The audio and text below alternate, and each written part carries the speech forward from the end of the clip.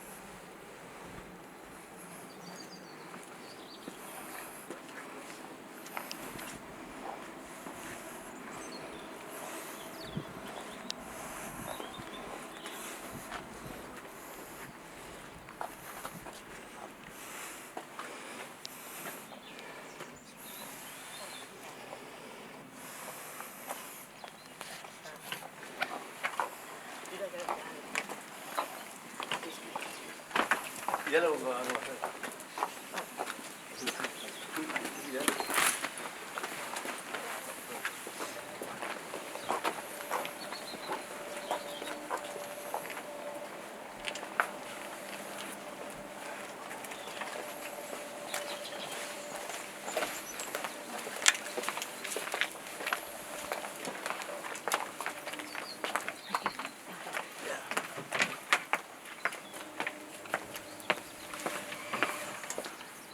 Nobody else comes in.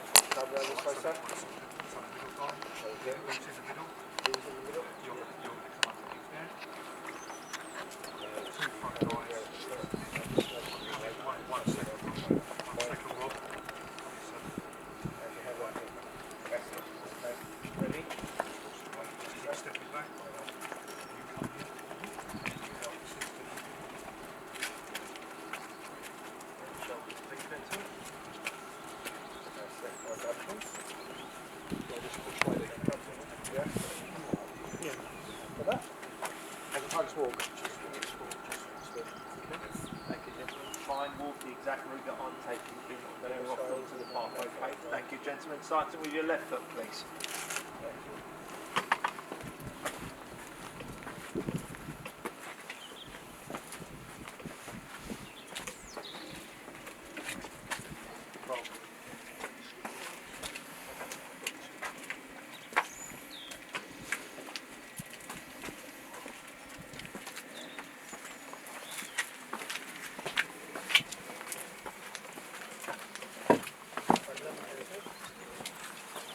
Give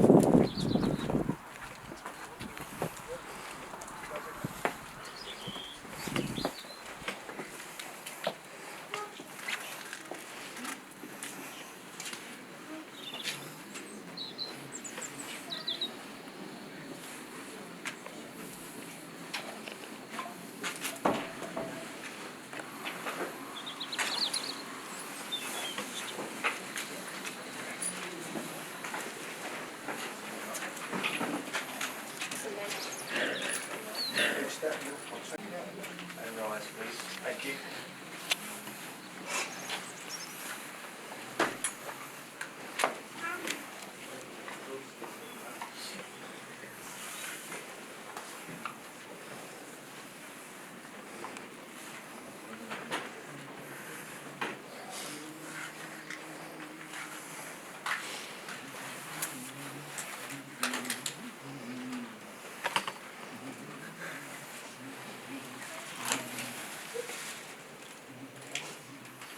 I need you to come forward this side. So you're going to answer this one.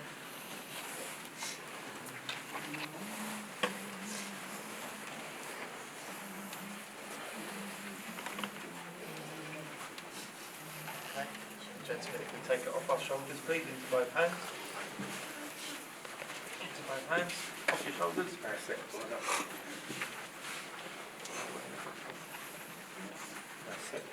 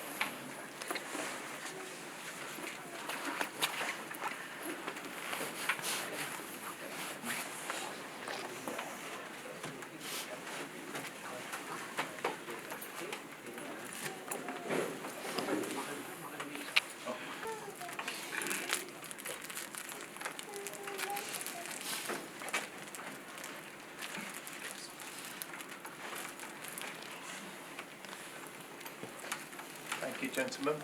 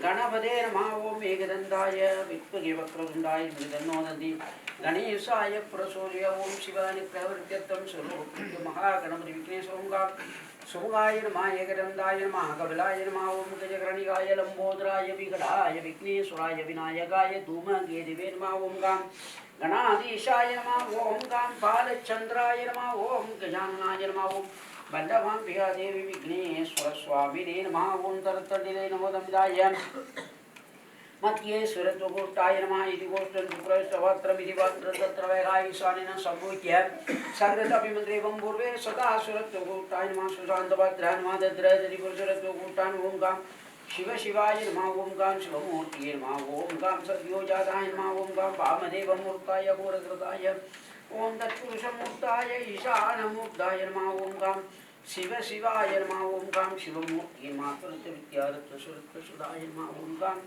शिवमूर्तिये नमः ओं गां महाविघ्नेश्वराय नमः ओं शिवाय नमः ओं गां शिवलक्ष्मीदेविये वल्लभाम्बिका देवी विघ्नेश्वराय नमः ओं विघ्नेश्वराय नमः ओं शिवाय नमः ओं शिवलक्ष्मीदेवी वल्लभाम्बिका देवी विघ्नेश्वराय ओं श्रीं क्लीं ग्लौं गं गणपते नमः ओं कामेकदन्ताय विद्महे वक्रतुण्डाय धीमहि तन्नो दन्ति गणेशाय प्रचोदयात् ओं श्रीं क्लीं ग्लौं गं गणपते नमः ओं गां गणेशाय नमः ओं गणपते नमः ओं महागणपते मूर्ताय स्वामिने नमः ओं महागणपते नमः ओं गां शिवमूर्ताय नमः शिव शिवाय नमः ओं ईशानं सर्वविद्यानां ईश्वर सर्वभूतानां ब्रह्मणा ब्रह्मणो शिवोऽस्तु साधके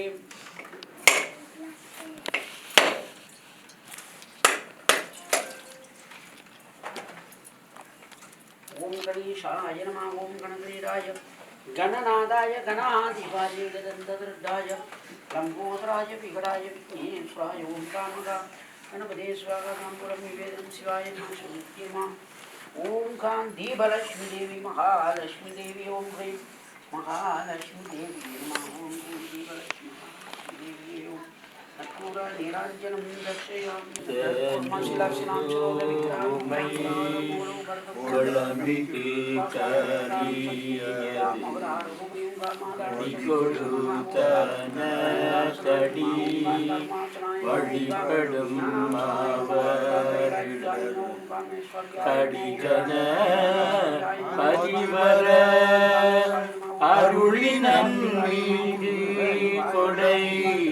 கடிகன பதிவர அருளினீரு கொடை வடிவினர் பாயில் வலி பலமுறை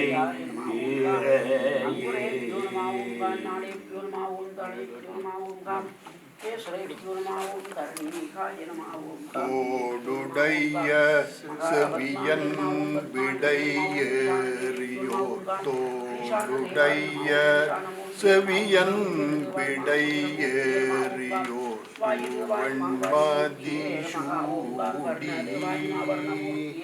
காடுடைய சுடலை பொடி பூசியன் உள்ளம் கவர் கள்வன் ஏழுடைய மலரான் முனை நாட்பணிந்தேத்தகருள் செய்த வீடுடைய பிரமாபுரம் மேவிய வீடுடைய பிரமாபுரம் மேவிய பெம்மான் இவன் அன்றே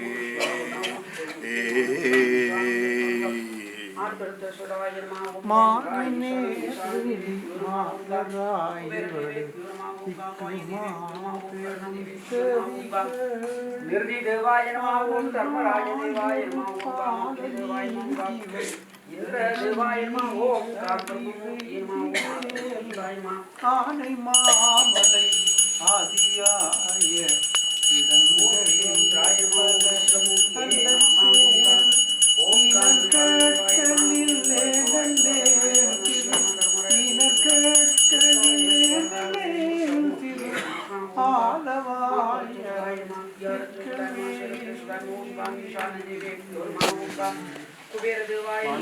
பங்கயக்கரசி வளவர் தோன் பாவை பங்கயக்கரசி வளவர் தோன் பாவை வரிவளை கைவள வரிவளை கைவள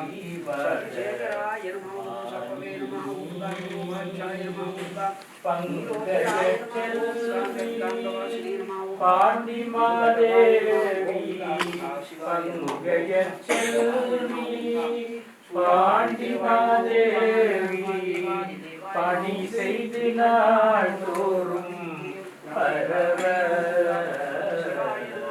பணி செய்து நாள் தோறும் பரவ பொங்கலொருவன்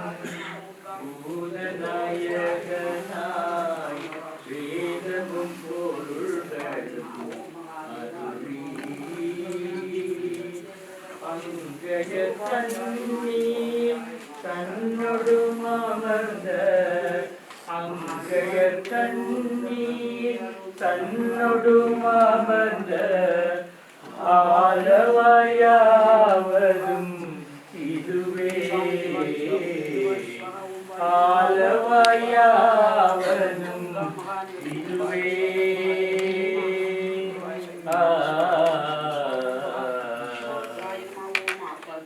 மண்ணில் நல்ல வண்ணம் வாழலாம் பைகனும் மண்ணில் நல்ல வண்ணம் வாழலாம் பைகனும் பெண்ணில் நல்ல கதிக்கு யாதுமோ குறைவில்லை கண்ணில் நல்லகுரும் மதுமல வடநகர் பெண்ணில் நல்லாளோடும் பெண்ணில் நல்லாளோடும் இருந்தகை இருந்ததே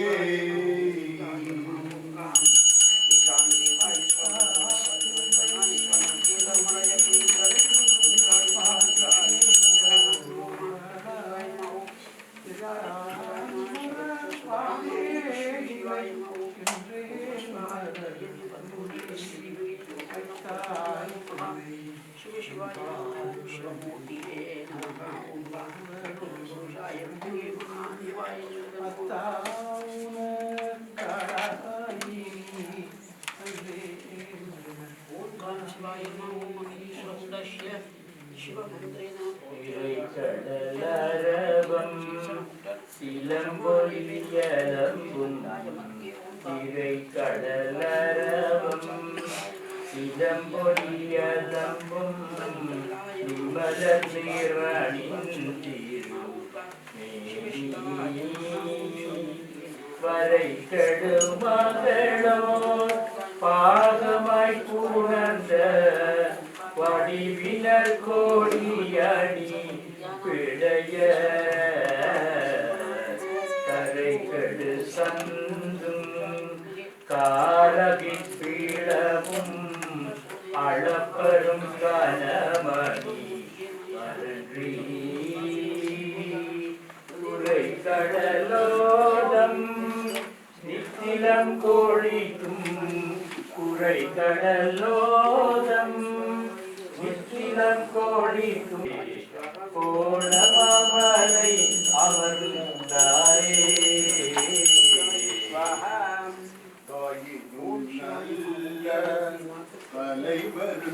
தலைவருன்றடியார்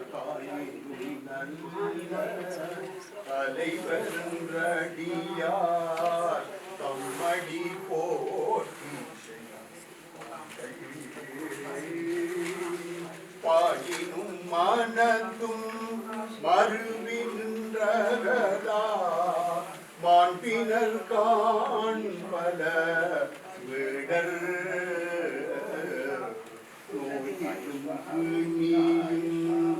ஒளில பால் நீக்கி நுழை தரு நூலில் கோவிலும் சூனையும் கடலுடன் சூழ்ந்த கோவிலும் சூனையும் கடலுடன் சூழ்ந்த கோணமாமலை அமர்ந்தாரே கோணமாமலை அமர்ந்தாரே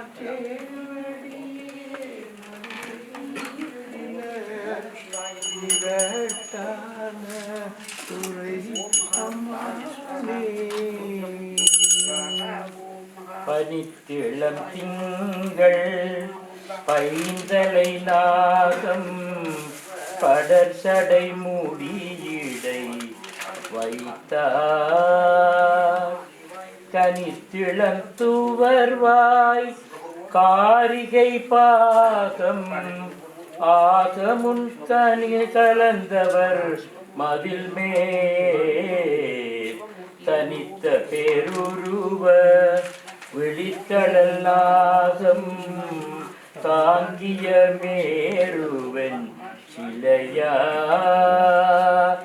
குனித்ததோர் வில்லார் குறைகடல் சூழ்ந்த கோணமாமலை அமர்ந்தாரே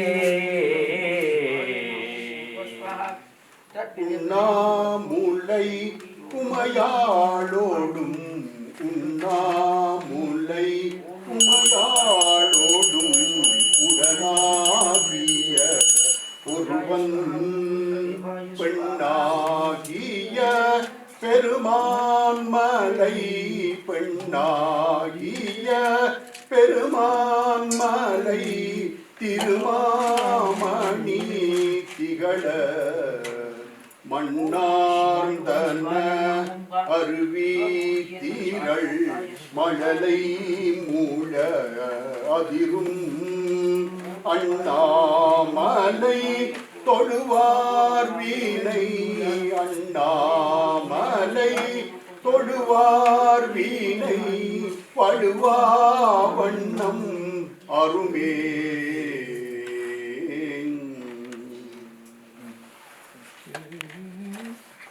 சொற்றுணை வேதியன் சோதிவானவன் பொற்றுணை தேகதிந்தழி பொருந்த கைதொழ சொற்றுணை வேதியன் சோதிவானவன் பொற்றுணை தேகந்தழி பொருந்த கைதொழ கற்றுணை பூட்டியோர் கடலினுள் பாய்ச்சினும் கற்றுணை பூட்டியோர் கடலினுள் பாய்ச்சினும் நற்றுணையாவது நமச்சிவாயவே நற்றுணையாவது நமச்சிவாயவே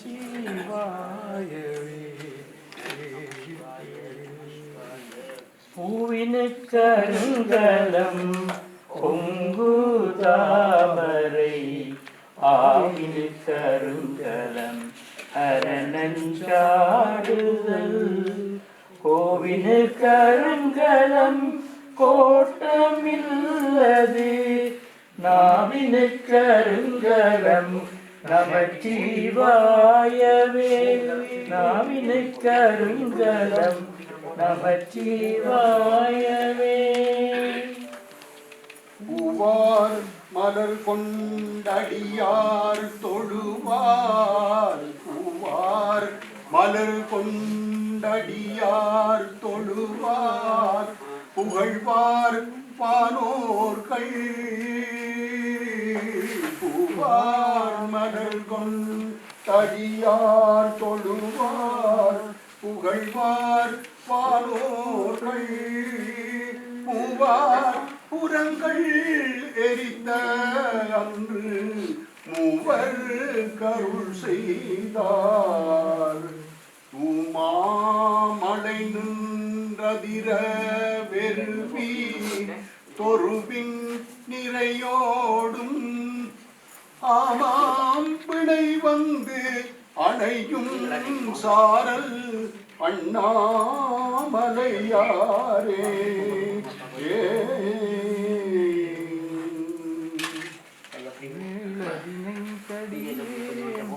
ஊமை தடும் கைதொழுவேன் ஊமை நித்தலும் கைதொழுவேன் பாடலர் கண்மடவாள் அவள் வாடி வரும் சாமி கோழிலியும் பெருமான் உண்டை தூச்சில நெல்லு பெற்றேன் ஆளிலையும் பெருமான் அவை அட்டி தர பணியே நத்தார் படை ஞானன் பாசு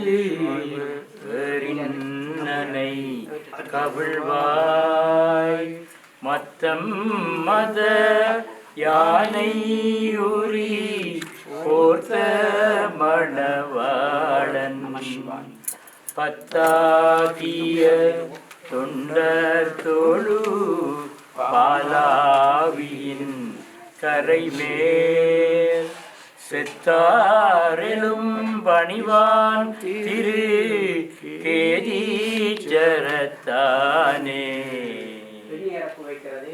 அவ்வினைக்கு தகப்பனுக்கு அடப்பண்ண வைக்க போறோம். அப்பா அம்மா இருக்கிறவர்கள் பெண்ணிறப்பு வைக்கக்கூடாது. எனக்கு அம்மாவும் அப்பாவும் இருக்கு, அப்ப நான் வைக்கக்கூடாது. அப்பா அம்மா இல்லாத வைக்கலாம். அப்படி வைக்க விருப்பம்னு சொன்னால் தகப்பனுக்காரன் கடமை செய்திருந்தால் வந்து அரப்பண்ண வைக்கலாம். அடுத்தது திருமணமாகாத இளம் பிள்ளைகள் இளம் பொம்பளை பிள்ளைகளும் அரப்பண்ண வைக்கக்கூடாது.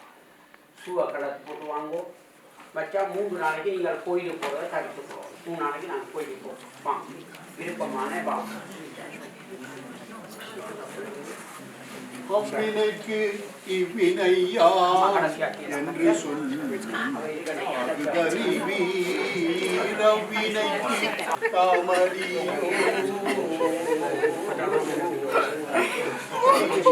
வந்தம்மை கிண்டப்பெறாது செய்வினை வந்தம்மை கிண்டப்பெறாது திருநீல கண்டம்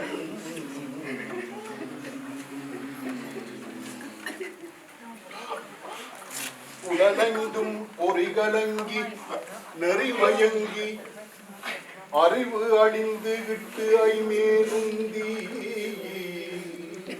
புலனைந்தும் பொறிகலங்கி நெறிமயங்கி அறிவு அழிந்து விட்டு ஐமேலுந்தி அலமந்த போதாக அஞ்சேல் என்று அருள் செய்வான் அமரும் கோயில் அஞ்சேல் என்று அருள் செய்வான் அமரும் கோயில் வலம் வந்த மடவார்கள் நடமாட முழவு அதிர மழையென்று அஞ்சி வலம் வந்த மடவார்கள் நடமாட முழவு அதிர மழையென்று அஞ்சி சிலமந்தி அலமந்து மரமேறி முகில் பார்க்கும்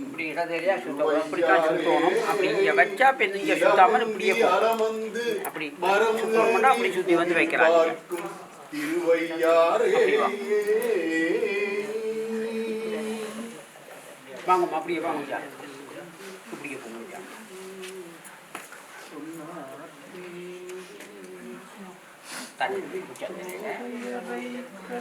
உச்சந்தலையில் வச்சுக்கோம்மா பண்ணீங்க.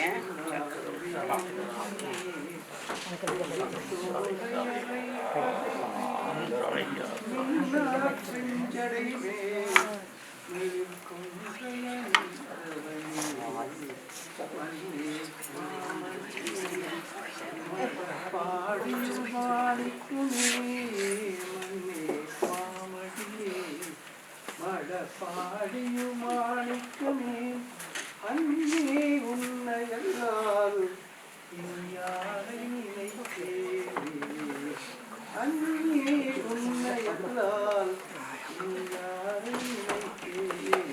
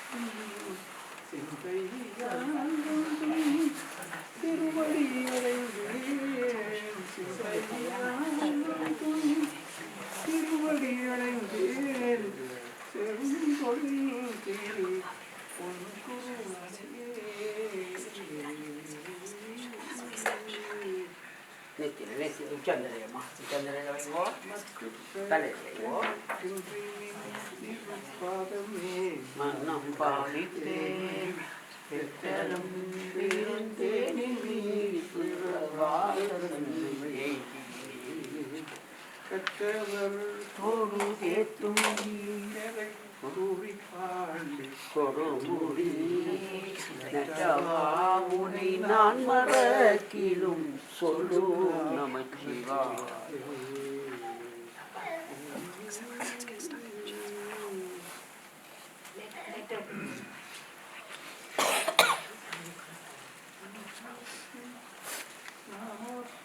குடியெல்லோம் நமதையும் நரகத்தில் இடப்படும் நடலையோம் பிணியறியோம் பணிவோம் அல்லோம் இன்பமே நாளும் பாவாக்கும் குடியில்லா தன்மையான சங்கரண சங்கரனுக்குள்ளோகாதில் கோவாக்கே நாவன்றும் சந்தனையும்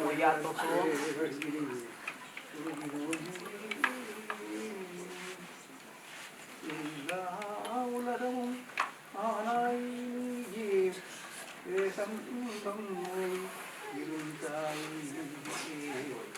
நல்லாரை நன்மை அறிவாய் நீயே ஞானச் சுடவிளக்காய் என்றாய் பொல்லாவினைகள் அறுப்பாய் நீயே புகழ்ச்சேவழியன் மேல் வைத்தாய் செல்வாய செல்வந்தாய் அருவாய் நீயே Thiruvaiyaru Kita bango ya. Beda nak dia. Kita bango.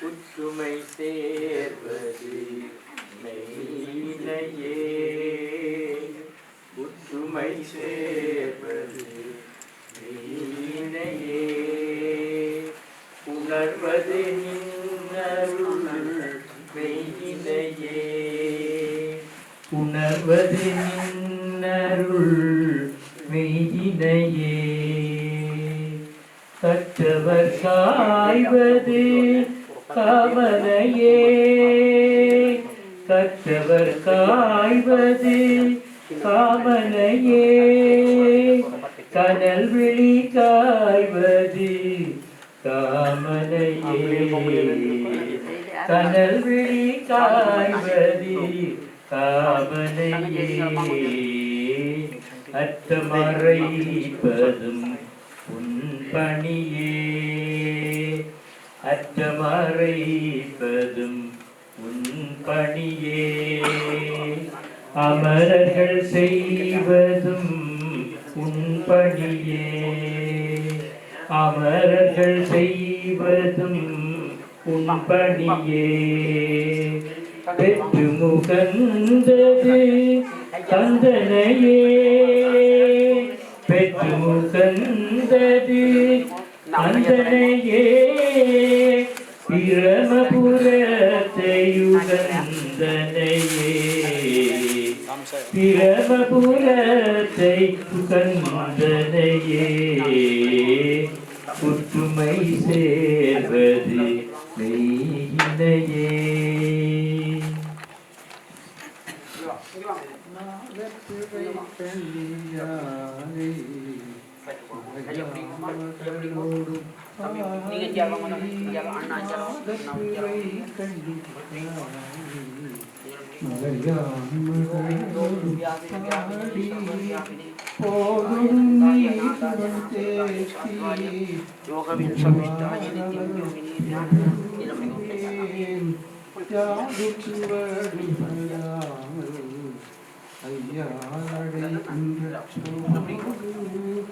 காதல் மடப்பிடியோடும்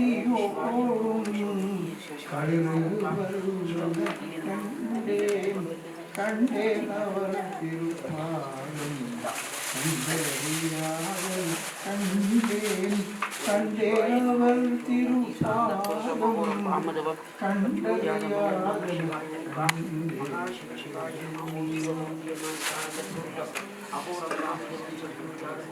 வாயானை மனத்தானை மனத்துள் நின்ற கருத்தானை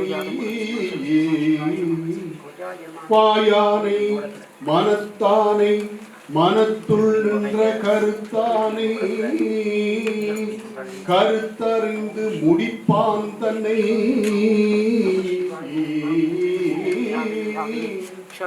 பூயானை பூவெள்ள ஏற்றான் தன்னை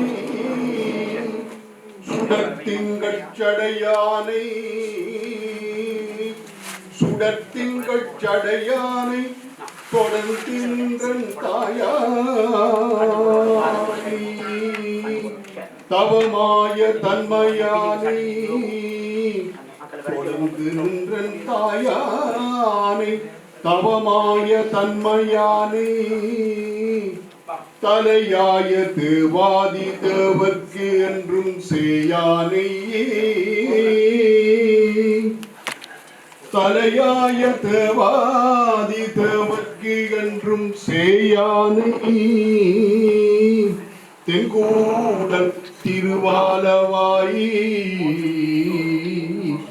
தென்கூடல் திருவாலவாயி சிவனடியே சிந்திக்க பெற்றேன் நானே சிவனடியே சிந்திக்க பெற்றேன் நானே அரியானை அந்தணர்தம் சிந்தையானை அரியானை அந்தணர்தம் சிந்தையானை அருமறையின் அகத்தானை அணுவை யாருக்கும் தெரியாத தத்துவனை தேனை பாலை திகழொளியை தேவர்கள் தங்கோனை மற்றை கரியானை நான் முகனை கனலை காற்றை கனை கடலை புலவரை கலந்து நின்ற பெரியானை கனைகடலை குலவரையை கலந்து நின்ற பெரியானை பெரும்பற்ற புலியூரானை பெரும்பற்ற புலியூரானை பிசாத நாளெல்லாம் பிறவா நாடேயே பிசாத நாளெல்லாம் பிறவா நாடேயே அருந்துணையை அடியவர்தம் அல்லல் நீக்கும் அருமருந்தை அகல் ஞான தகத்துள் தோன்றி வருந்துணையும் சுற்றமும் பற்றும் விட்டு வான்புலன்கள் அகத்தடங்கி மடவாரோடும் பொருந்தனி மேல் வரும் பயனை போக மாற்றி பொது நீக்கி தனி நினைய வல்லோர்க்கு கன்றும் பெருந்துணையை பொது நீக்கி தனை நினைய வல்லோர்க்கு என்றும் பெருந்துணையை பெரும்பற்ற புலியூரானே பேசாத நாளெல்லாம் பிறவா நாடேயே பிறவா நாடேயே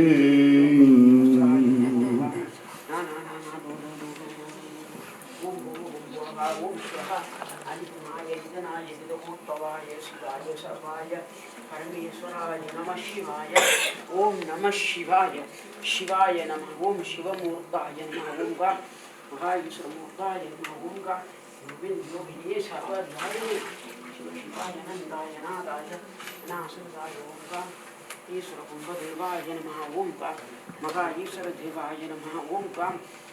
பேராயிரம் பரவிவானோரேத்தும் பெம்மானை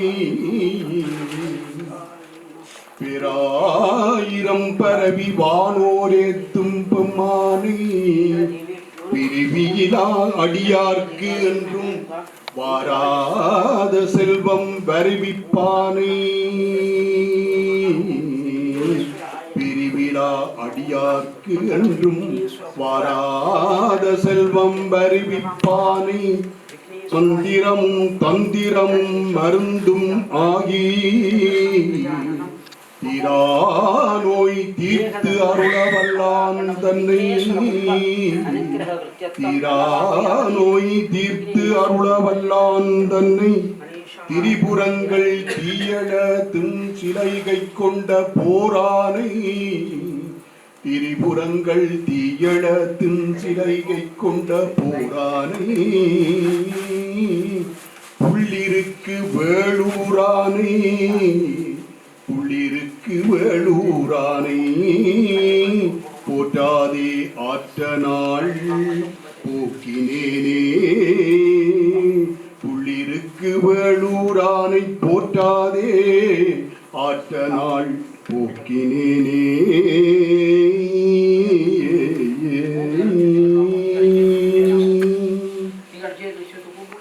எத்தாயர் எத்தந்தை எச்சுற்றத்தார் மாடு சும்மாடம் ஏவல் நல்லாகார்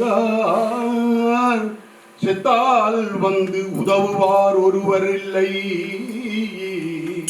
செத்தால் வந்து உதவுவார் ஒருவர் இல்லை சிறுபிறகால் தீமூட்டி செல்லானிப்பர்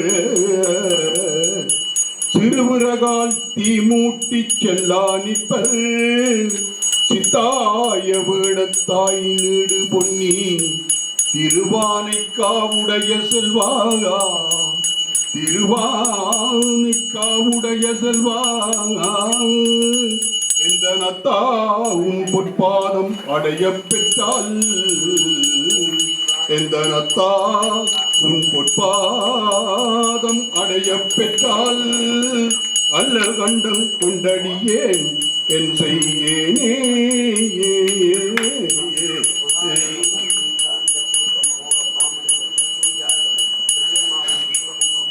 மனக்கரத்தான் தலைவேலான் வாக்கினுடான் தன்னடியே இனத்தகத்தான் இமயவசம் சிரத்தின் மேலான் இரண்டத்து அப்பாலான் செம்பொன் புனத்தகத்தான் நறுங்கொன்றை கோதினுள்ளான் பொறுப்பிடையான் வெறுப்பிடையான் காற்றினுள்ளான் கனத்தகத்தான் கைகாயத்து உச்சியுள்ளான் காலத்தியான்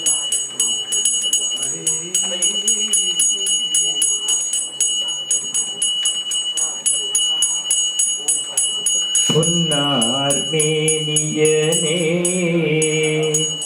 பொன்னார் மேனியனே புலித்தோலையரை கசைத்து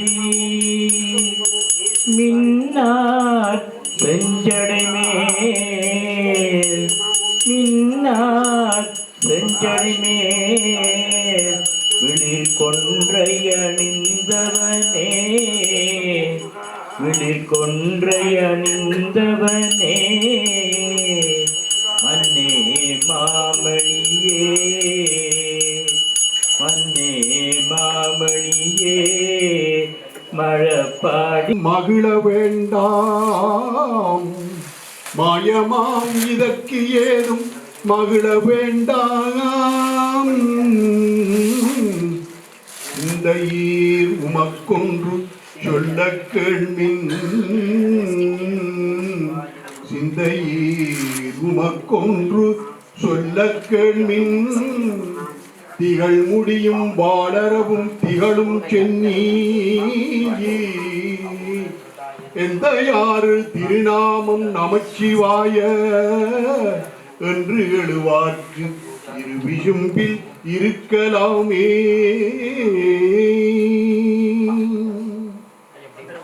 ஐயினான் மிடரடை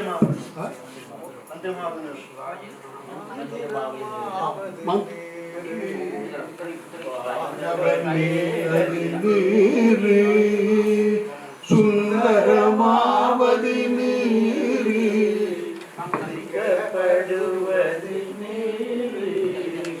தந்திரமாவது நேரு சமயத்தில் உள்ளது நேரு செந்துவர் வாயுமை பந்தன் திருநீரே வேதத்தில் உள்ளது நேரு தீர்ப்பது நேரு போதல் தருவது நேரு உண்மை தவிர்ப்பது நேரு ஓடத்தகுவது நேரு உண்மையில் உள்ளது நேரு சீத புனல் வயல் சூழ்ந்த திருநீரே முத்தி தருவது நேரு முனிவரணிவது நேரு சத்தியமாவது நேரு புகழ்வது நேரு பக்தி தருவது நேரு பரவலியது நேரு சித்தி தருவது நேரு காணலியது நேரு கவினை தருவது நேரு பணி அணிபவர்க்கெல்லாம் பெருமை கொடுப்பது நேரு மானன் தகைவது நேரு மதியை தருவது நேரு சேணம் தருவது நேரு திருநீரே பூசையினியது நேரு புண்ணியமாவது நேரு பேசையினியது நேரு பெருந்தவத்தோர்களுக்கெல்லாம் ஆசை கெடுப்பது நேரு மந்தமதாவது நேரு தேசம் புகழ்வது நேரு திருவாயவாயான் திருநீரே அர்த்தமதாவது நேரு அவலம் அறுப்பது நேரு பணிப்பது நேரு வரம் அளிப்பது நேரு பொருத்தமாவது நேரு புண்ணிய பூசும்பல் நேரு திருத்தகு மாளிகை சூழ்ந்த திருவாலவாயா திருநீரே அட்டது நேரு திருமைக்கும் உள்ளது நேரு பயிலப்படுவது நேரு பாக்கியமாவது நேரு பிள்ளை தடுப்பது நேரு சுத்தமதாவது நேரு அத்தை பொறிகள் சூழ ஆழவாயா திருநீரே ராவணன் மேலது நேரு எண்ண தகுவது நேரு பாவனமாவது நேரு பாவம் மறுப்பது நேரு காரணமாவது நேரு தத்துவமாவது நேரு ராவணன் குந்திருவேணி திருவாலவாயா திருநீரே மாலோடையன் அறியாத வண்ணமும் உள்ள தங்கள் மெய்யது வெண்பொடி நீர் கேளவுடம் விளங்கியும் இமதருவரி நீர் ஆலமருந்தம் விளங்கும் ஆலமயான் சிறுநீரே புன்னிகை கையர்களோடு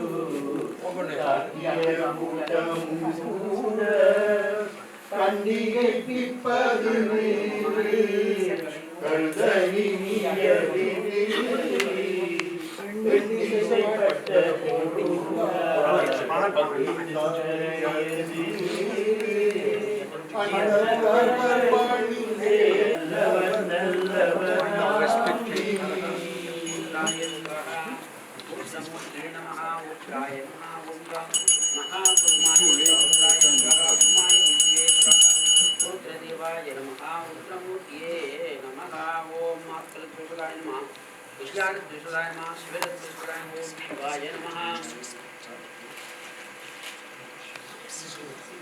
ओम काम महाब्रह्माय स्वाहा रुद्राय स्वाहा नामपुरं निवेदनं दर्शयामि ओम पूर्णनिरञ्जन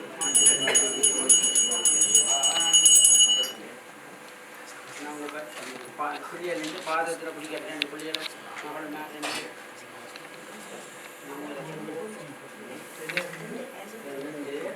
பாதத்தில் நாங்கள் கால் மாட்டேன் ரெண்டு மகள் மேடம் அதை பிடிக்க முடியாது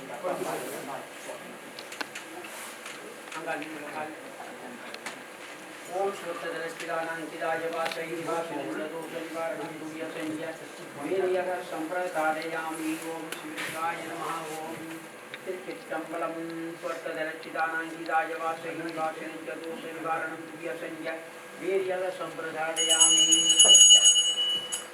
முத்துனற்றாமம் உமாருக்கி முளையுடமூவனல் தீபம் வைமின் சத்தியும் கோடியும் பார்மகளும் நாமகளும் பல்லாண்டிசெமின் சித்தியும் கௌரியும் பார்வதியும் கங்கையும் வந்து கவரி கொள்வின் நத்தன்னை ஆரம்மானை பாடி ஆடப்பொற்றும் நம்மடிக்கு நாமே பூமியல் வாசடையும் பேராக்கு ஒத்தேருக்கும் நம் இழிக்க வேண்டும் மாவின் வாடுவாகிறன்ன கண்ணீர் பம்பின்கள் வந்துடன் பாடுங்கள் பூமின் தொண்டர் பரமாவி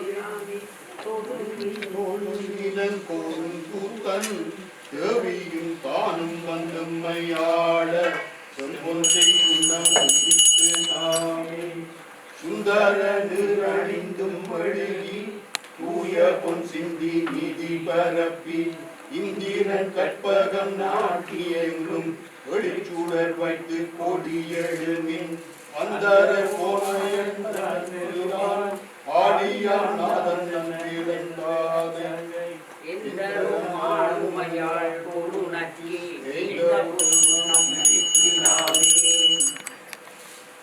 காசடி மின்கள் உலக்க எல்லாம் காம்படி மின்கள் கரையுரலை தேசமுடைய அடியவர்கள் நின்று நிலாவுக என்று வாழ்த்தி தேசமெல்லாம் புகழ்ந்தாடும் கட்டி திருவேகம் வந்து போய் பாடி காசவினை பாவித்து பாடி போட்டு திருநாமே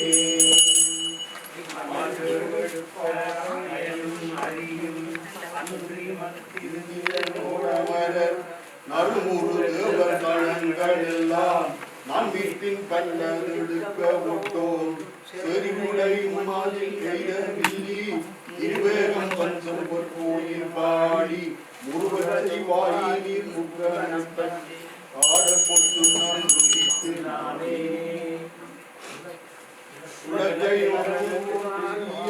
உலகமெல்லாம் முறை போதாதென்றே கலக்க அடியவர் வந்து நின்றார் காண உலகங்கள் போதாதென்றே நடக்க அடியோமை ஆண்டு கொண்டு நான் மலர் பாதங்கள் சூடத் தந்த மலைக்கு மருகனை பாடி பாடி மகிழ்ந்து கொற்றும் நம்பினாயே சூடகம் தோல்வளை ஆற்ப ஆற்ப தொண்டர் குழாம் விழுந்தாற்ப ஆற்ப நாடவர் நந்தம்மை ஆற்ப ஆற்ப நாமும் அவர் தன்மையார்த்த பாடகம் மெல்லடியார்க்கும் மங்கை பங்கினன் எங்கள் பராபரனுக்கு காடக மாமலை அண்ணர்போக்கு வாழ்டங்கள் மடமங்கை நல்லீர் வரிபடையாற்பவன் கொங்கை கொண்ட தோழியில் உண்டன் சுரங்கிலங்க சொற்பொழியானென்று சொல்லி சொல்லி நான் கொண்ட நன்மலர் பாதம் காட்டி நாயின் கடைப்பட்ட நன்மையின்மை ஆட்கொண்ட வண்ணங்கள் பாடி பாடி வழியிடம் எல்லாம் உடலாக மாமேனியங்கள் உலக்கை நாட்டி மெய்யேறு மஞ்சள் நிறைய கட்டி மேதகு தென்னன் வேறு தோழையால் செய்ய திருவடி பாடி பாடி செம்பொன் உலக்கை வழக்கை பற்றி ஐயன் அணிந்தில்லை வானதுக்கே ஆடப்பொல் முத்தனை பொம்மைகள் ஆட ஆட மொய்குழல் வண்டினம் ஆட ஆட சித்தன் சிவனோடும் ஆட ஆட செங்கையர் கண்பணி ஆட ஆட பித்தன் பிரானோடும் ஆட ஆட பிறவி பிறரோடும் ஆட ஆட அத்தனை கண்ணையோடு ஆட ஆட ஆடப்பொற் சுண்ணம் பிடித்து நாமே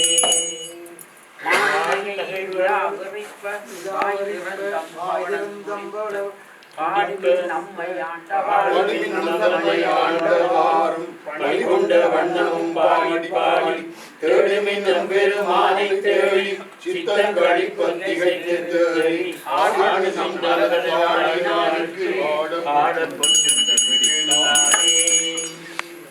மையவர் கண்டனை வாழ மருந்தினை மாண்கள் ஊத்தன் தன்னை ஐயனை அசீரானை நம்மை அகப்படுத்தாட்கொண்ட உண்மை காட்டும் பொய்யர்தம் பொய்யனை மெய்யனை ஓதனை கண்ணினை பொற்றொழி தோன்றி பையர வல்குள் படந்தை நல்கி பாடி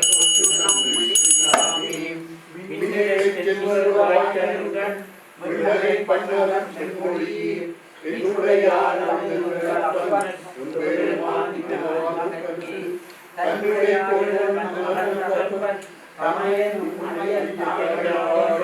பொன்னுடைய பூன்மலை மங்கை நல்கி சிரம் முடிப்ப ஆறுடன் சுடரு மாலையாட செங்கை மாறிதழும் துடிப்ப செய்கிளையில் சிவலோகம் பாடி கங்கை இறைப்ப அராமிரைக்கும் கட்டை கடை உண்டியான் கடக்கி பொங்கிய காதலி பொங்கை பொங்க தொட்டி ஞானக்கரை நாணக்கரிய நிலத்தை நடார் தேனை பழச்சுவை ஆயினானை சித்தம் புகுந்து நிற்கிறவல்ல போனை புறப்பட தாண்டு கொண்ட கூத்தனை நாத்தடும் வேற வாழ்த்தி பாடக்கடங்கன் மண்ணை அங்கே பாடி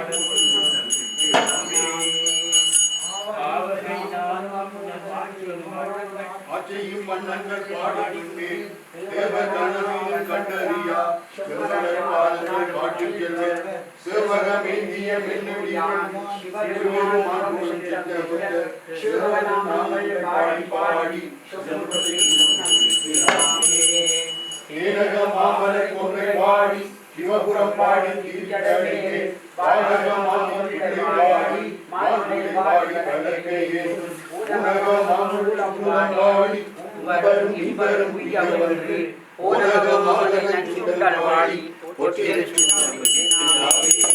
அயந்தலை கொண்டு சாடல் பாடி அருக்கண்ணீர் பறித்தல் பாடி கயந்தனை கொண்டுரி போர்த்தல் பாடி காலனை காலால் உதைத்தல் பாடி எந்தனை பூரணிகள் பாடி ஏழை அடிமை ஆண்டு கொண்ட நயந்தனை பாடினின் காடி நாடி நாதற்கு பட்ட மனக்கொண்டை மாலை பாடி மத்தமும் பாடி மதியும் பாடி சித்தர்கள் வாழ்ந்த தில்லை பாடி சித்தம் பலத்தங்கள் செல்வம் பாடி கட்டிய மாகணம் கச்சை பாடி கங்கணம் பாடி கவித்த கைமேல் விட்டு நின்றாடும் மரபம் பாடி ஈசனுக்கு வேதமும் வேள்வியும் ஆயினார்க்கு மெய்மையும் பொய்மையும் ஆயினார்க்கு சோதியுமாய் இருளாயினார்க்கு துன்பமுமாய் இன்பமாயினார்க்கு ஆதியுமாய் முற்றுமாயினார்க்கு அந்தமுமாய் இருமாயினார்க்கு ஆதியும் அந்தமும் ஆயினார்க்கு ஆடப்பொற்றும்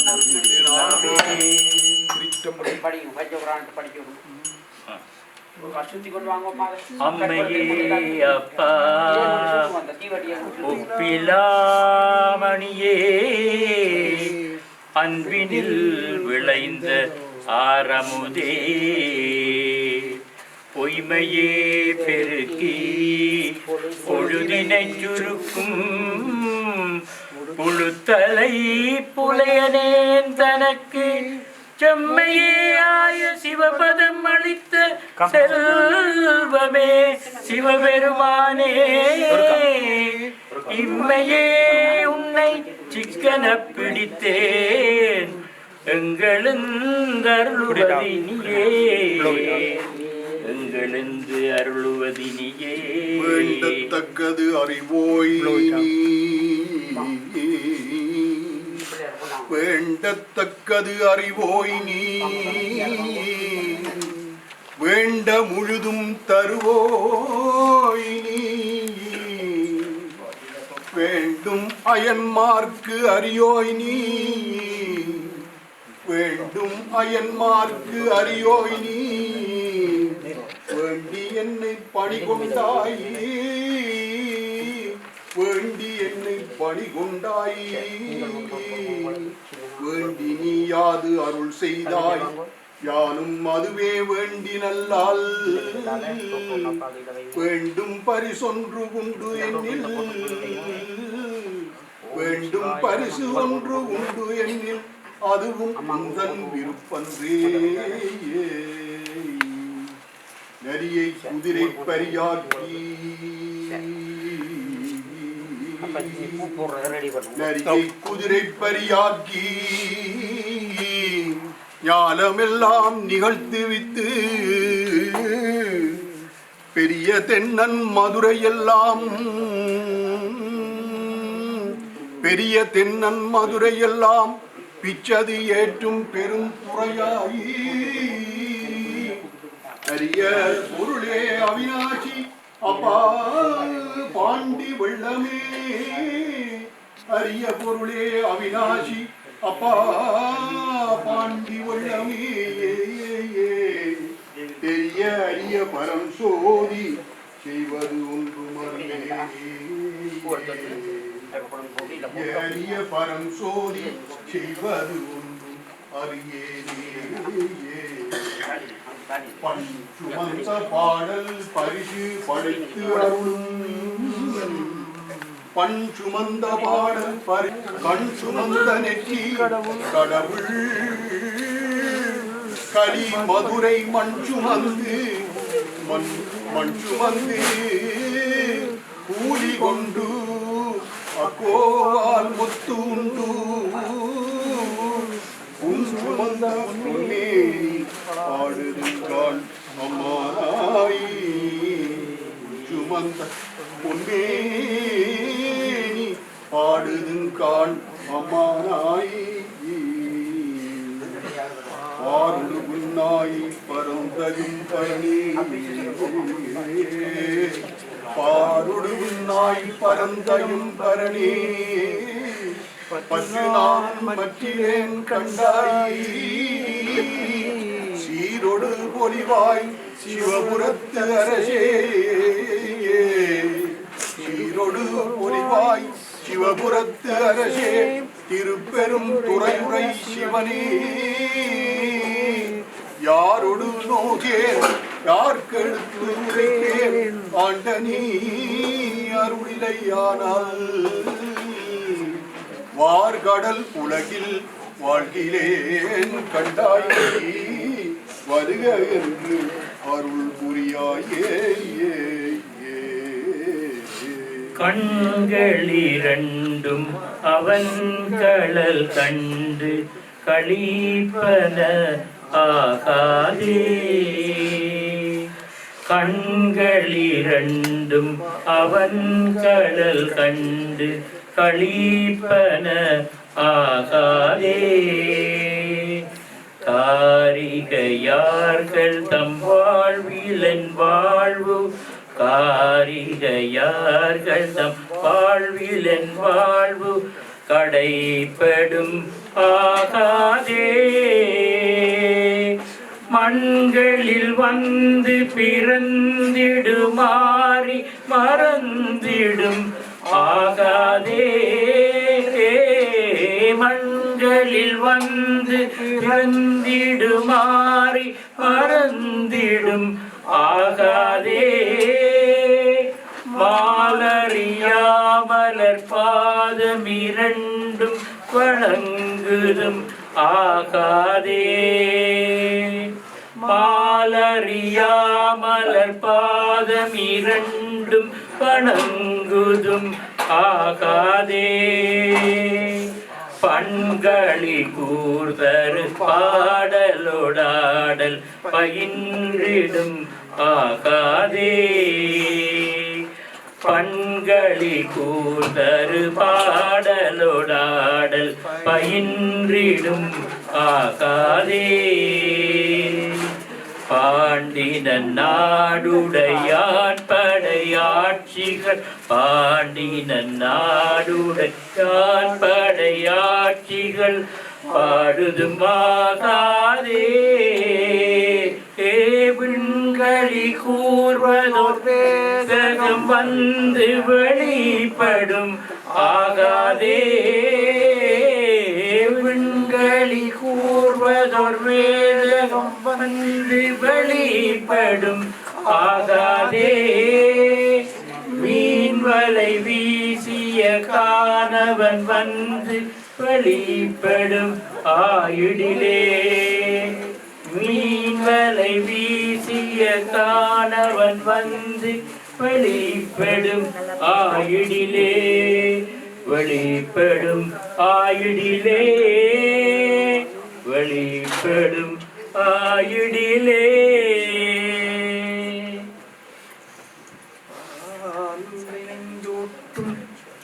தாயும் சால பறிந்து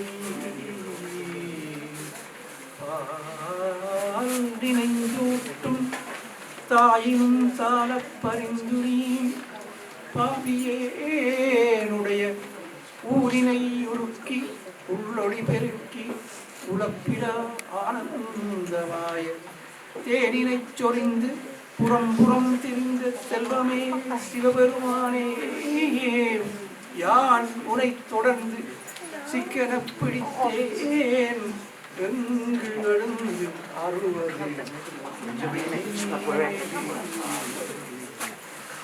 மெய்தான் அருந்தி விதில் விதித்தும் இறையார்களுக்கு மெய்தான் அருந்தி விதில் விதித்தும் இறையார்களுக்கு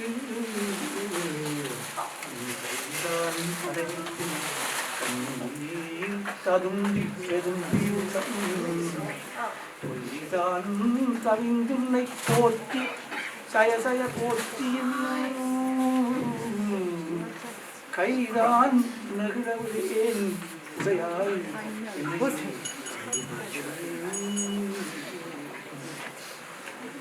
விட்டு நேர்பட மஞ்சுமந்த பெருந்துரை பெருந்தனே. விட்டு நேர்பட மஞ்சுமந்த பெருந்துரை பெரும் பித்தனே. சட்ட நேர்பட வந்திலாத சடக்கனே உன்னை சார்ந்திலேன். சிட்டனே சிவலோகனே சிறுநாயினும் கடையாயவன். கடனேனையும் ஆட்கொள்வான் வந்து காட்டினாய் கடுக்குன்றிலே. கடனேனையும் ஆட்கொள்வான் வந்து காட்டினாய் கடுக்குன்றிலே.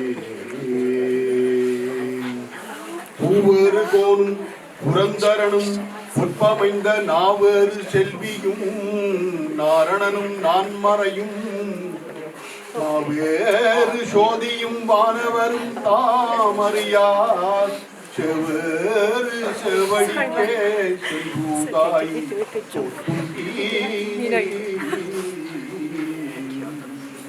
திரைத்தனை உள்ளதோர் பூவினில் தேனுண்ணாதே தினைத்தனை உள்ளதோர் பூவினில் தேனுண்ணாதே இணைத்தோறும் காண்தோறும் பேசும் தோறும் எப்போதும் அனைத்து எலும்பு உள்நக ஆனந்த தேன் சொரியும் குறிப்புடையானுக்கே செம்பூதாய் கோத்தும்பி அம்மையே அப்பா ஒப்பிலாமணியே அன்பினில் விளைந்த ஆரமுதே பொய்மையே பொய்க்கு பொழுதினை சுருக்கும் புழுத்தலை புலையன் தனக்கு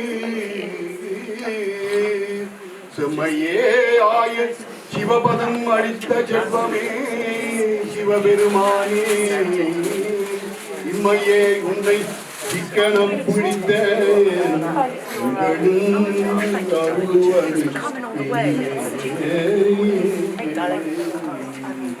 திருமாலும் பன்றியாய் சென்றுணரான் திருவடியை குருநாம் அறியவோர் அந்தணனாய் ஆண்டு கொண்டான் ஒரு நாமம் ஓருருவம் ஒன்றுமில்லார்க்கு 1000 திருநாமம் பாடினான்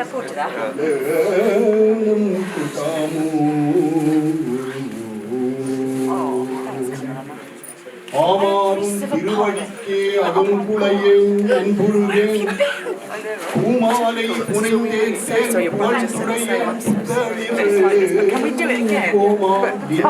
கோயில் பூகேன் மெழுகேன் சூத்தாடேன் சாமாரே விரைகின்றேன் சார்வாரே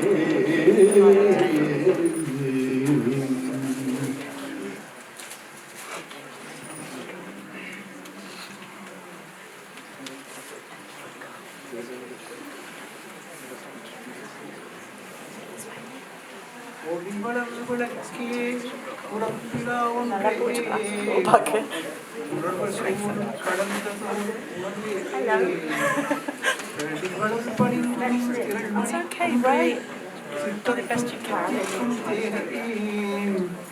அடிவளர் உள்ளத்து ஆனந்தரங்காக வழிவகையாய் தொண்டனின்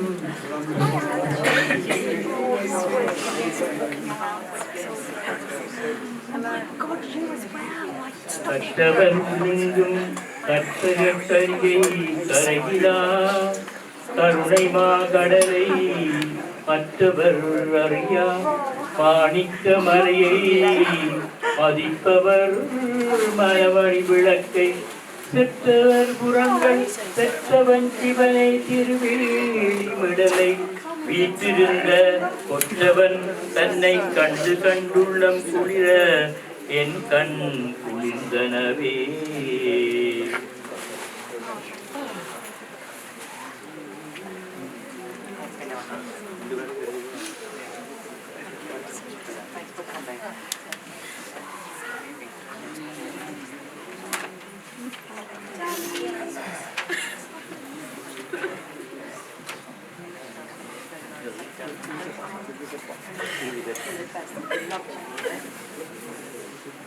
பாருடு பின்னாய் பரந்தயம் பரணி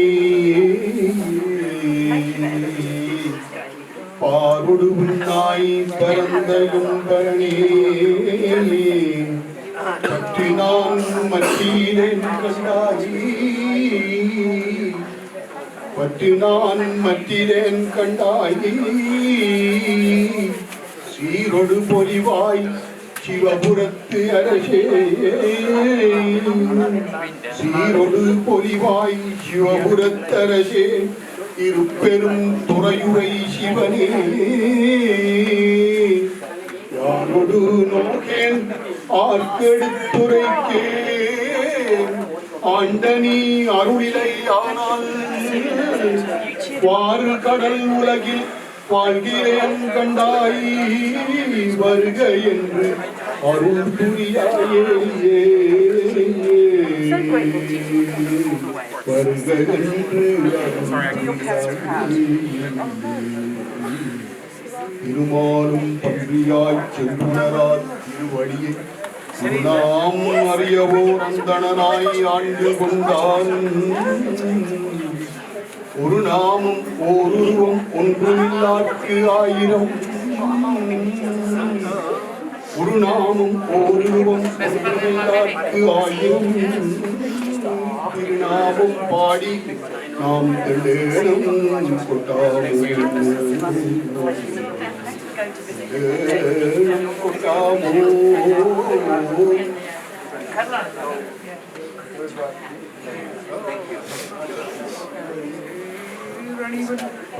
குன்றமே குன்ற நெற்றி கண்ணுடையோர் நெருப்பே போன போகமே போக வெள்ளமே ஆரணி சடையம் அற்புத கூச அம்பன் சொய்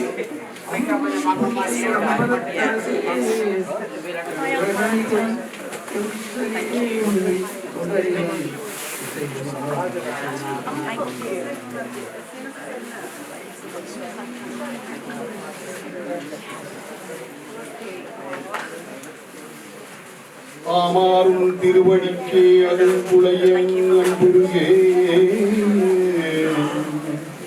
ஆமாறும் திருவடிக்கே அதன் புலையன் அன்புருகே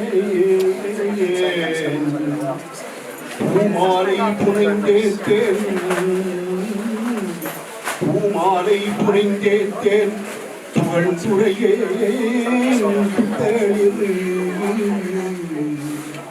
கோமானின் திருக்கோயில் பூகன் மொழிகன் பூத்தாடே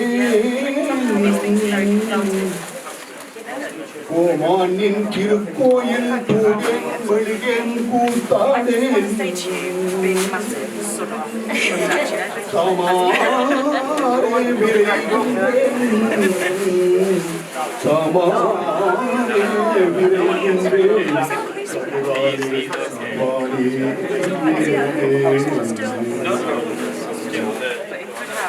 குணக்கில்லாத பெருந்துரை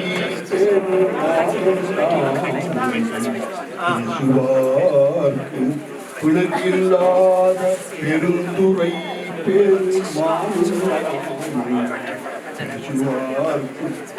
பெருமாதோ இன்பமே வரும் இன்பமே உனக்கில்லாததோ வித்து மேல் விளையாமல் கணக்கிலாத்திரு கோலம் நீ வந்து காட்டினாய்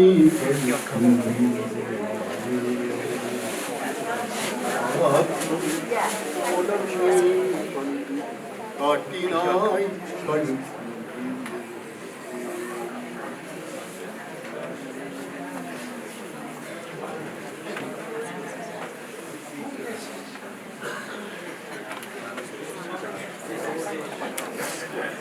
Do we do an orange?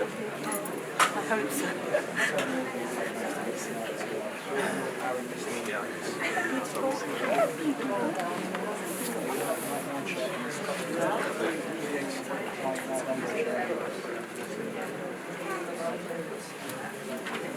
Thank you. Nella pugila.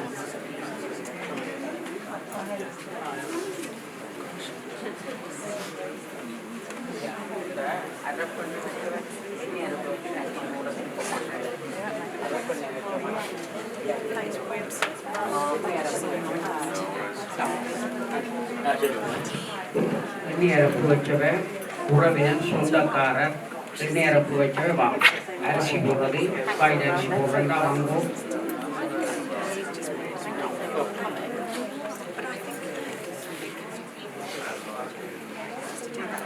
எண்ணெயரப்பு வச்சவன் சொந்தக்காரர் தான் வாங்கும் உறவினன் வாங்க கிடையாது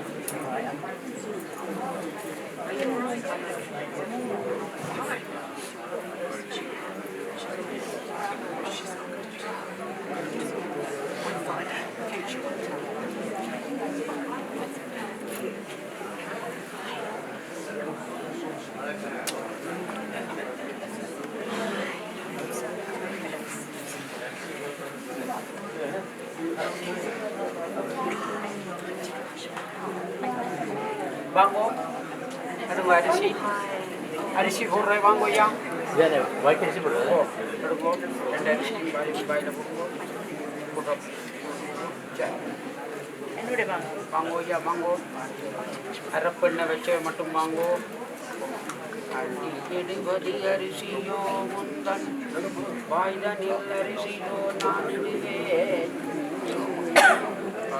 அரிசியோ நான் இடுவேன் நாள் தாழ் தனக்கு வரிசை பார்த்து மகிழாமல் வாயில போட்டாச்சு வாயில அரிசி வாயில அரிசியோ நான் இடுவேன் நாள் தாழ் தனக்கு வரிசையிட்டு Hello, those who did the Arapanna can come and do the Vaikarsi now. வாயில மட்டும்தான் அரிசியோ நான் இடுவேன் வாயில மட்டும்தான் போடுறேன் அரிசி வாயில மட்டும்தான் போடுறதா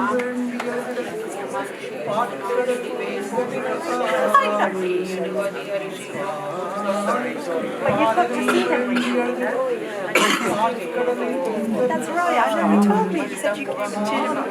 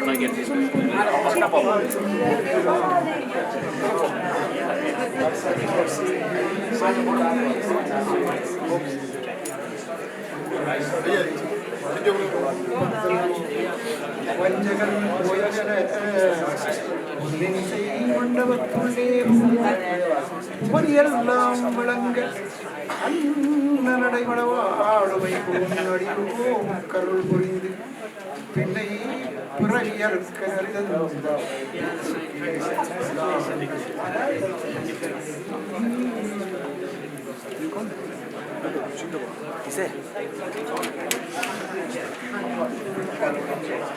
கூடரொழி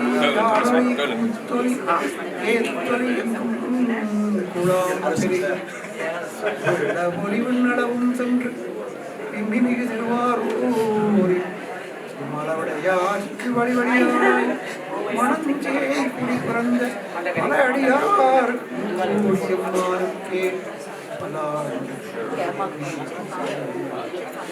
மண்டுபடுத்தவர்கள் மெய்யடியார்கள் விரைந்து வம்மின்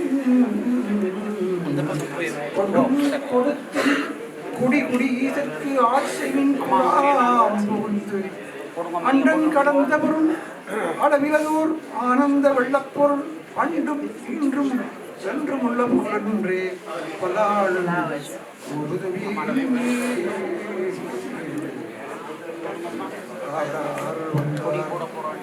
அமரர் குடாத்தில் அடிவுடை நாராயணனோடு நான் முகன் நன்றி இரவியும் இந்திரனும் தேரார் வீதியில் தேவர் குழாய் சொல் புகழ் பாடியும்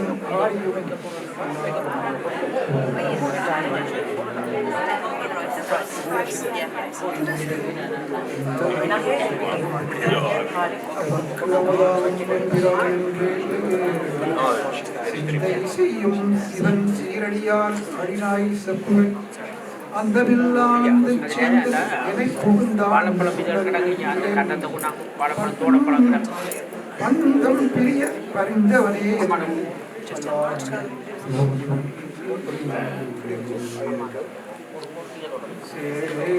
கையிலும் தலைக்கும் கண்ணால் இளங்கொங்கை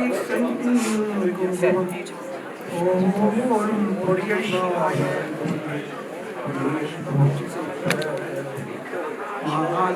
அயனும் அறியாதறிந்து பந்தன் மனத்தகத்தே பாலும் அமுதமும் முத்தினின் நாளைக்கே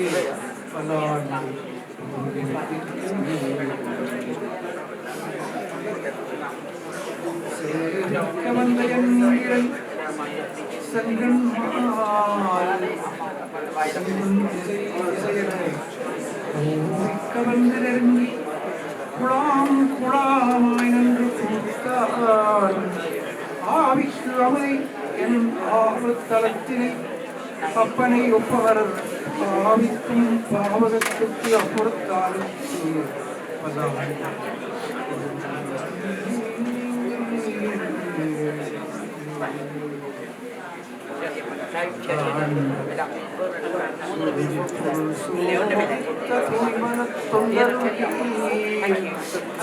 சொல்லாண்ட சுருதி பொருள் சோதித்த தூய்மன தொண்டர்ந்தானே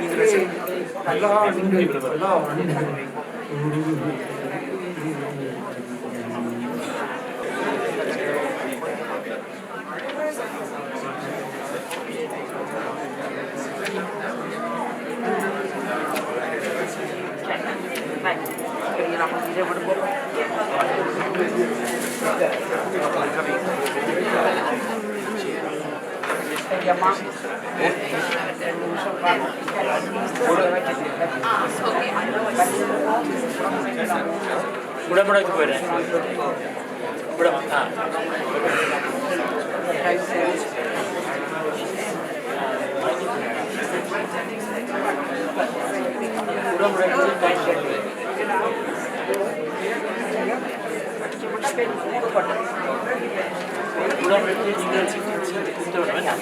எல்லாம் சேர்த்து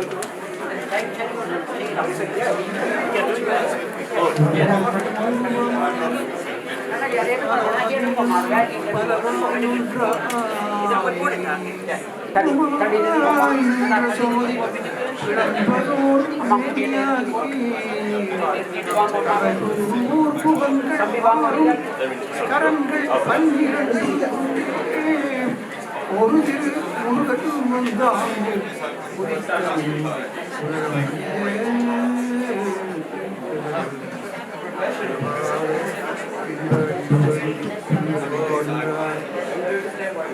ரவாத இன்ப அன்பு வேண்டி பின் வேண்டுகின்றார் ரவாமை வேண்டும் பிறப்பும் உண்மை என்றும் மறவாமை வேண்டும் இன்னும் வேண்டும் பாடி மறவாணி பாடும் போது முன்னாடி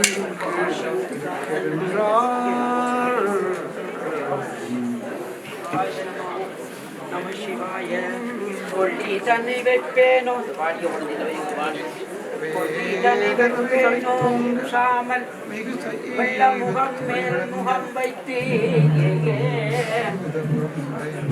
காரியங்கள் மகனே மகனே என அழைத்த அப்பாவிற்கின்றி நான் நெறிய தணல் மூட்டுவேனோ அப்பா உங்களுக்கு நான் பட்டிலும் தொட்டிலும் மார் மேலும் தோல் மேலும் கட்டிலும் என்ன வெற்றி காதலித்து முட்டச்சிறகிட்டு காப்பாற்றி சீராட்டும்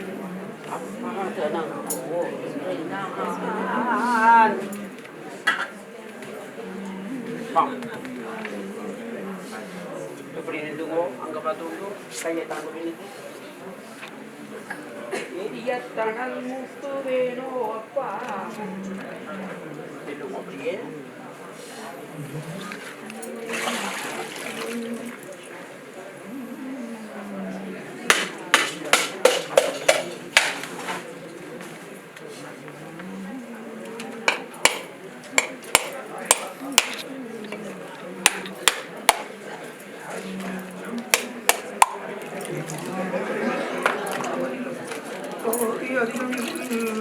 துறந்தானவர்கள் சதகோடி உள்ளத்துருவடையோ மறந்தான் அறக்கற்று அறிவுரை இருந்தும் இருவாதனையற்று இறந்தான்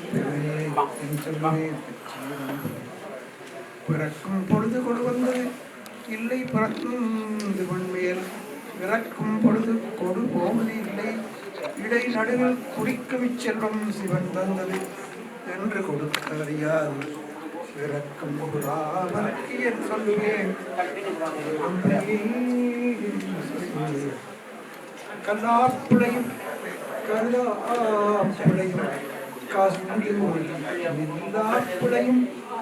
நிலையாப்பிளையும் நிலஞ்சலத்தை சொல்ல ஆப்பிளையும்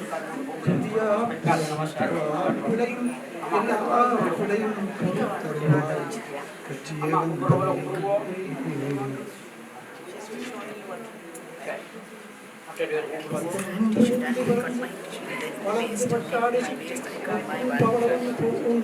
ஓடியாடி முடிந்த செத்து கிடக்கும் குடந்தருகை சாப்பிடங்கள் கத்தும் கணக்கேன் பாடாள் மகவறிந்து விட்டவல்லே நல்லே மகாது சொன்ன சூடால் விளவை துறக்கவல்லேன் நல்லேன் தொண்டு செய்தினாள் ஆறில் கண்ணிடந்து அப்பவல்லேன் அல்லேன் இனி சென்று ஆளாவது எப்படியோது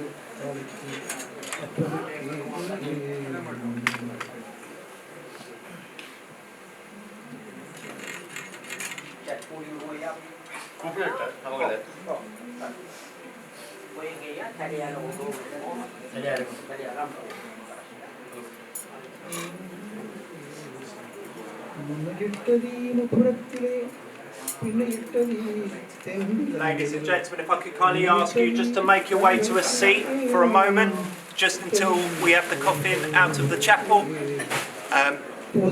Media family are going to follow behind the coffin.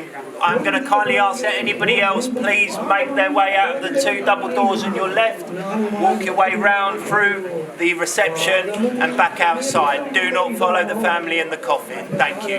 But if you could kindly make your way to your seats for me, please.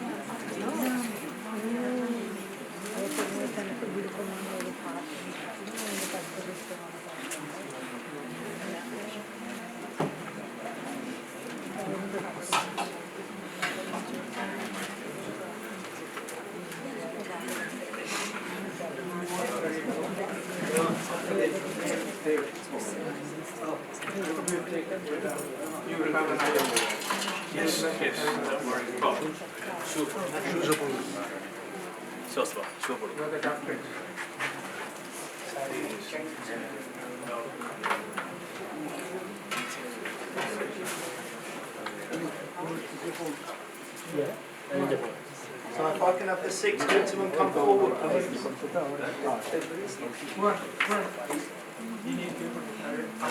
I can have the 6 gentlemen to come forward, please.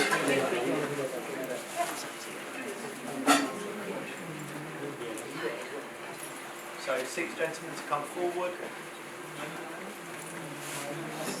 I need 2 on this side, 2 on this side, 2 on this side. Ideally, the shorter gentlemen are going to be on this side.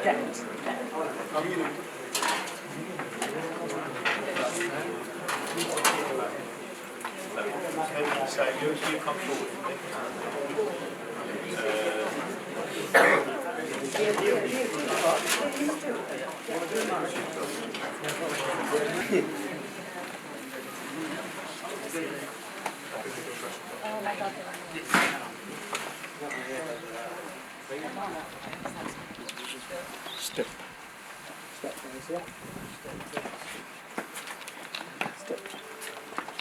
Step. Step.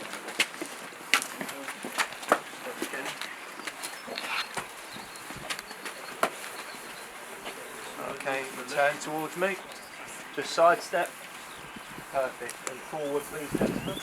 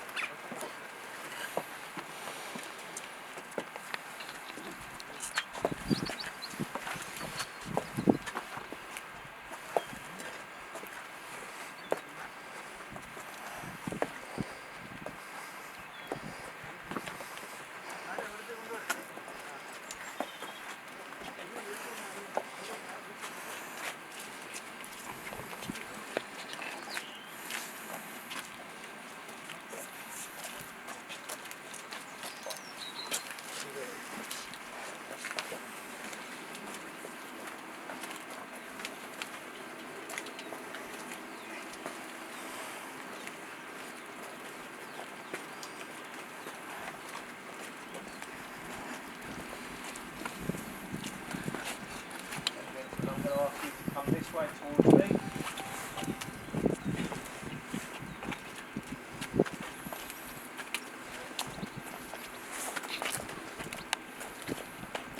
Okay, gentlemen, we're going to take the coffin into both hands.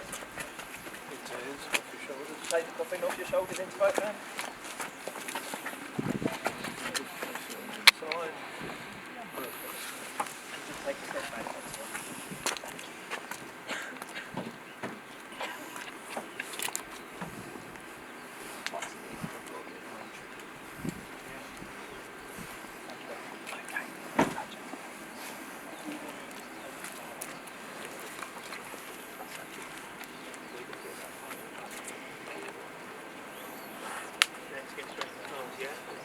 Come forward for me. Here you go, we're going to get straight in the car.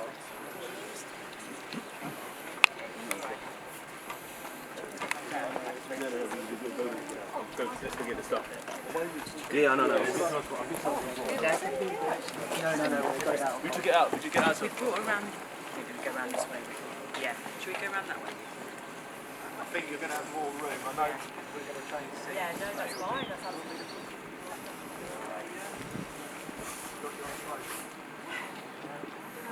I don't know. Yeah.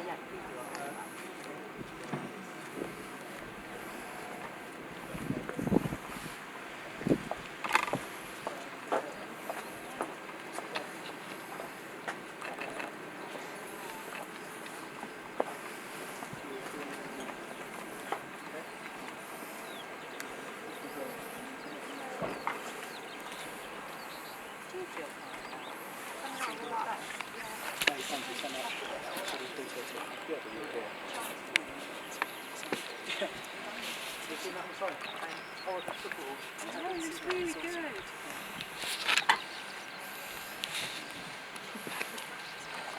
Sorry, guys. Thank you.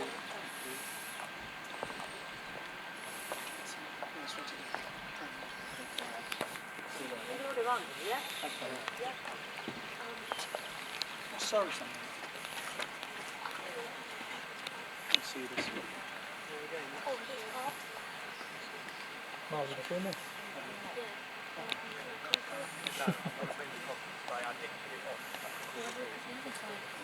Yeah, they put up to the bar and stuff.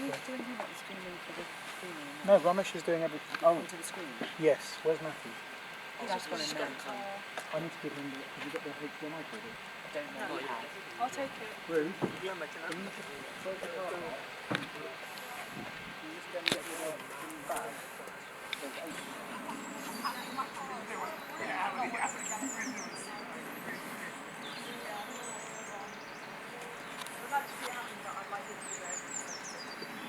Very heavily sensitive. Yeah, exactly. I want it to be very. I want it to depict it. To get some tights from Tesco, and she managed to change in the car and put on her bathroom.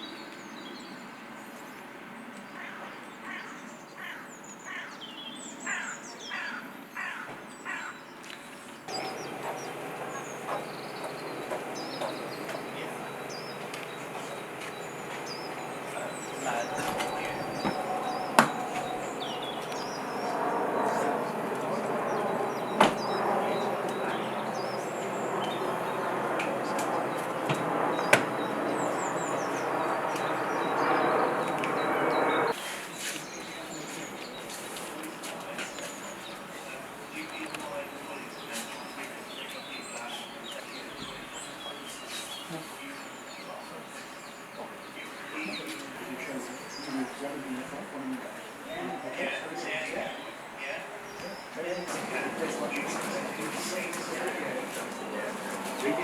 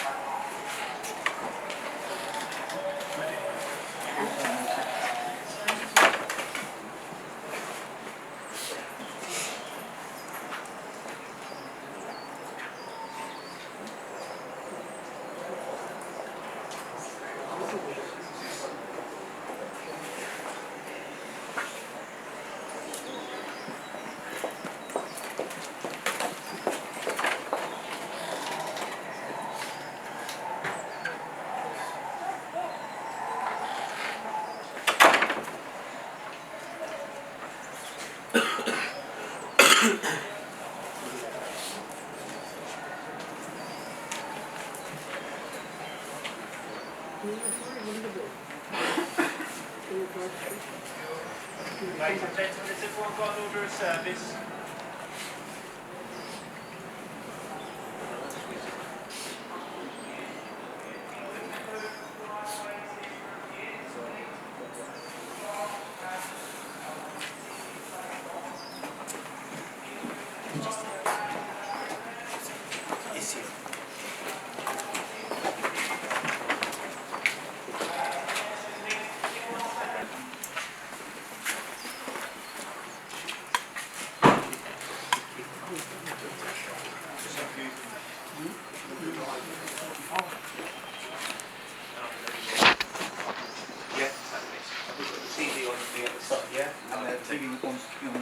Lovely, thank you.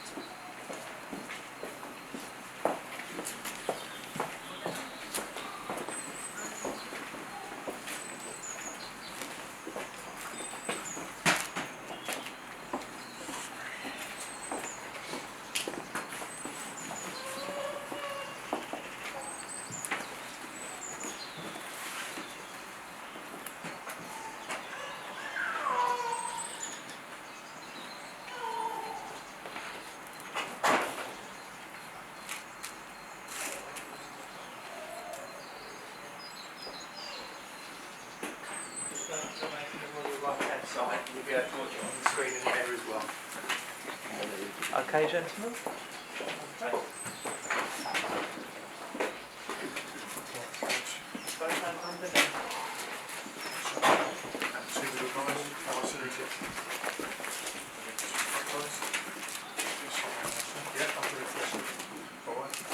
So take 3 steps back. 1, 2, 3, and your shoulders facing the hip, please, gentlemen.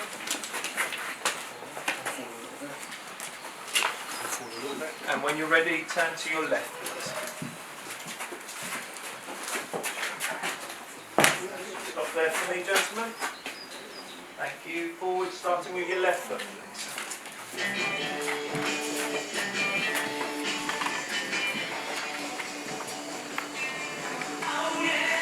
Ladies and gentlemen, if you're able to, please will you stand?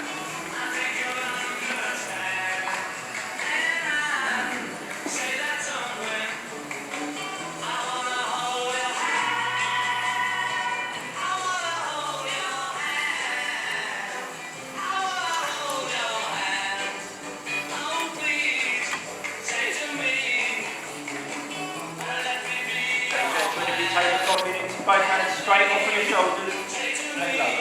Thank you.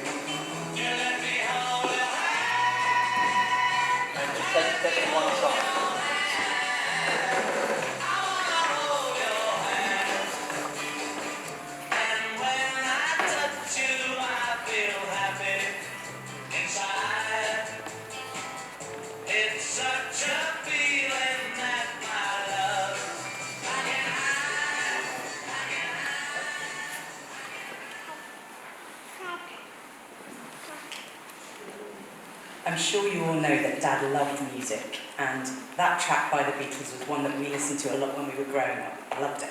Anyway, please have a seat, everyone, who can. Thank you all for being here with us today, for travelling from far and wide, and joining us remotely from the four corners of the earth. We've been so overwhelmed at the support and kindness and copious amounts of delicious food that have been extended to us by all of you this week. I'm sure you'll agree that Dad was never one for the limelight. Much preferred being behind the scenes, cracking jokes in the wings, but this is definitely a party I'm sure he would have wanted to be at, with all of his most beloved friends and family, here together in celebration of life. Today, he is very much centre stage. This week, I've loved hearing stories of Dad from the times before our relationship began. So we thought you might like to hear that this is your life summary of my dad to help you fill in the gaps in your picture of him. Dad was born in the beautiful seaside paradise of Karanho in Sri Lanka's northern province on the 30th of September 1945, his own father's birthday. This place is as close to heaven on earth as you'll find. Quiet and unspoilt. Beautiful white sandy beaches and glimmering turquoise seas. Warm, friendly people who look out for each other. No better place to grow up. He was the second child of Arunasal and Kambeya, a successful pawnbroker and a pillar of his local community, and his wife Sivanyanan, a loving mother to their 5 children who kept a warm and welcoming home. As a young boy, he attended his local school, Ilahadi School. On trips to Sri Lanka as children, we visited this school where generations of our family were taught, and I can imagine Dad as a bright-eyed boy walking there barefoot with his elder brother Maheswaran and his sister Barnaby, eager to learn and absorb everything that was on offer. Dad's younger brothers Siva and Apu told me last week of a funny story involving a planned inoculation by the school nurse. Apparently, Dad was so petrified at the idea of having an injection that he managed to evade it by somehow manifesting a temperature whilst waiting in the nurse's queue and being sent home, where he proceeded to recover almost instantaneously and eat all of the food which Appama had prepared for the family's dinner. It doesn't correlate with how he chose to earn a living ultimately, but perhaps that's where Dad's interest in medicine was first pricked, or not on that occasion. After his lower school certificate from the age of about 9, Dad studied at Jaffna College, a school which was so dear to his heart, where he spent many happy days, made some lifelong friends, and met some future colleagues, many of whom we're so grateful to have here with us today. Here the village boy clearly grew his wings and developed his aspirations. Our Uncle Vicky, who is in Canada, told me last week that Dad's temperament and character as a teenager very much matched those of the man that many of us knew. Calm, quiet, modest and unassuming, sharp, keen, fiercely intelligent, whistling whilst he worked, and always ready with a witty comment or a joke to lighten the mood, especially when Jaffna College were losing at cricket. By the time he chose his subjects for his high school certificate, or HSC, his desire to be a doctor was firm and clear, inspired largely by his cousin, Dr. Sambandhan, who was a renowned surgeon and physician, and he admired him greatly. His subject choices were crucial not only for his future, but for ours. His phenomenal memory and ability to explain things patiently and with clarity without making you feel utterly inadequate are definitely the reasons I managed to secure my A-level grades. The difference, though, between Dad and I is that I've forgotten absolutely everything that I studied at school, but he never did. Every fact and insight was always precious and treasured to him. Having passed his HSC, he successfully secured a place to read medicine at the prestigious University of Peradeniya. Set in 700 lush tropical hectares in Sri Lanka's central province, this stunning campus provides the perfect environment to learn. Away from the noise and distraction of the city, with so much natural beauty all around. Beauty comes in many forms though, for as well as the flora and fauna and spectacular colonial architecture, it was here at Peradeniya that Dad first noticed a rather formidable beauty across the dissection table, in the form of one Nimaleswari Velapilla, our mum. From 1965 to 1970, Dad and Mum studied, experimented, dissected, laughed and joked at medical school, surrounded by several members of our family, and made firm, lifelong friends who have very much become our family. Too many to name, but some of whom you'll hear from later today. There are wonderful black and white photos from socials and expeditions during this happy time, Dad with beer or even cigarette in hand, Mum looking effortlessly beautiful, everyone always smiling and laughing. They were very happy. The future was in the stars. I described Mum as formidable earlier because she is formidable and strong and always the boss, right Mum? I don't quite know how the story went, but let's just say that when Mum asked Dad about their future, Mum said she would ultimately marry him, but only after they'd completed all of their medical training.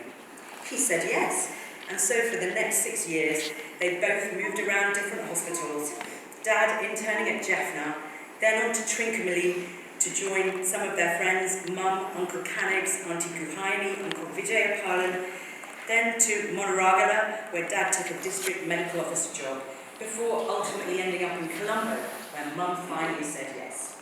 And so, on the 2nd of February 1977, rather poetically, their wedding anniversary is tomorrow, Mum and Dad tied the knot at my maternal grandparents' home in Jaffna. The marriage of two people from such complementary backgrounds and families. Dad's family, quiet, warm and understated.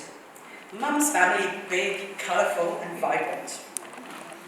There were differences of opinion, but there were always compromise with a smile.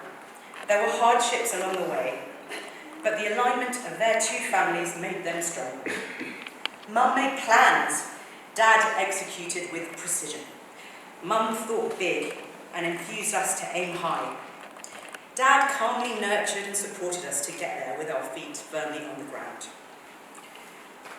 I was born less than a year after they got married in January 1978 in Colombo with a little bit of help from Sarah Jamami whilst they were living in London Terrace. They had both applied for jobs in the NHS, and so in October of that year, Dad came over to England alone to start his first job and prepare the way for Mum and I, who followed a few months later. My best buddy Vaidehi was born in October 1979, and then Pugman, our happy accident, completed the clan in June 1983. We had such happy childhoods in Birmingham, living with Amama, minutes away from Pet the Ma, Pet the Pa, and Naranamaka. In Birmingham, our family came of age. Dad and Mum worked hard and put down roots, eventually settling into our beautiful family home in Fitzroy Avenue. Dad spent some years working as a surgeon at the ENT hospital in central Birmingham, before ultimately becoming a GP, training with our beloved Uncle Lawrence, before becoming a partner at the Long Lane Medical Centre in Halesowen, where he worked for over 30 years, together with Ian Morrison and Keith Chan. Keith and his son Royce run the practice still, and we're so grateful to have them here with us today. Dad absolutely loved his work, and was fiercely committed to his patients, often going above and beyond to ensure that they were safe and well cared for. And the amazing tributes we've had from so many of them bear this out. As Pudman recently said, serving them was truly the honour of his life, more than just a profession, a true calling. In Birmingham, our parents made careful choices for us that have had a profound impact on our futures, investing heavily in our educations and giving us such richness of opportunities, not just at school, but outside through our involvement in so much music and sport, wonderful holidays to interesting places, and together with Uncle Iswaran, Auntie Sivayogi and other great friends, setting up the Birmingham Tamil School, which brought our community together and taught us to cherish our culture and our heritage. When Parkinson's disease joined our family almost 40 years ago, a diagnosis made my dad's best friend, Uncle Kamalarajan. Though there were testing in difficult times, Such was the strength of this marriage and the bonds between these two families that we children grew up in a home surrounded with love and lacking for absolutely nothing, with all of those aspirations and ambitions firmly intact and, if anything, augmented.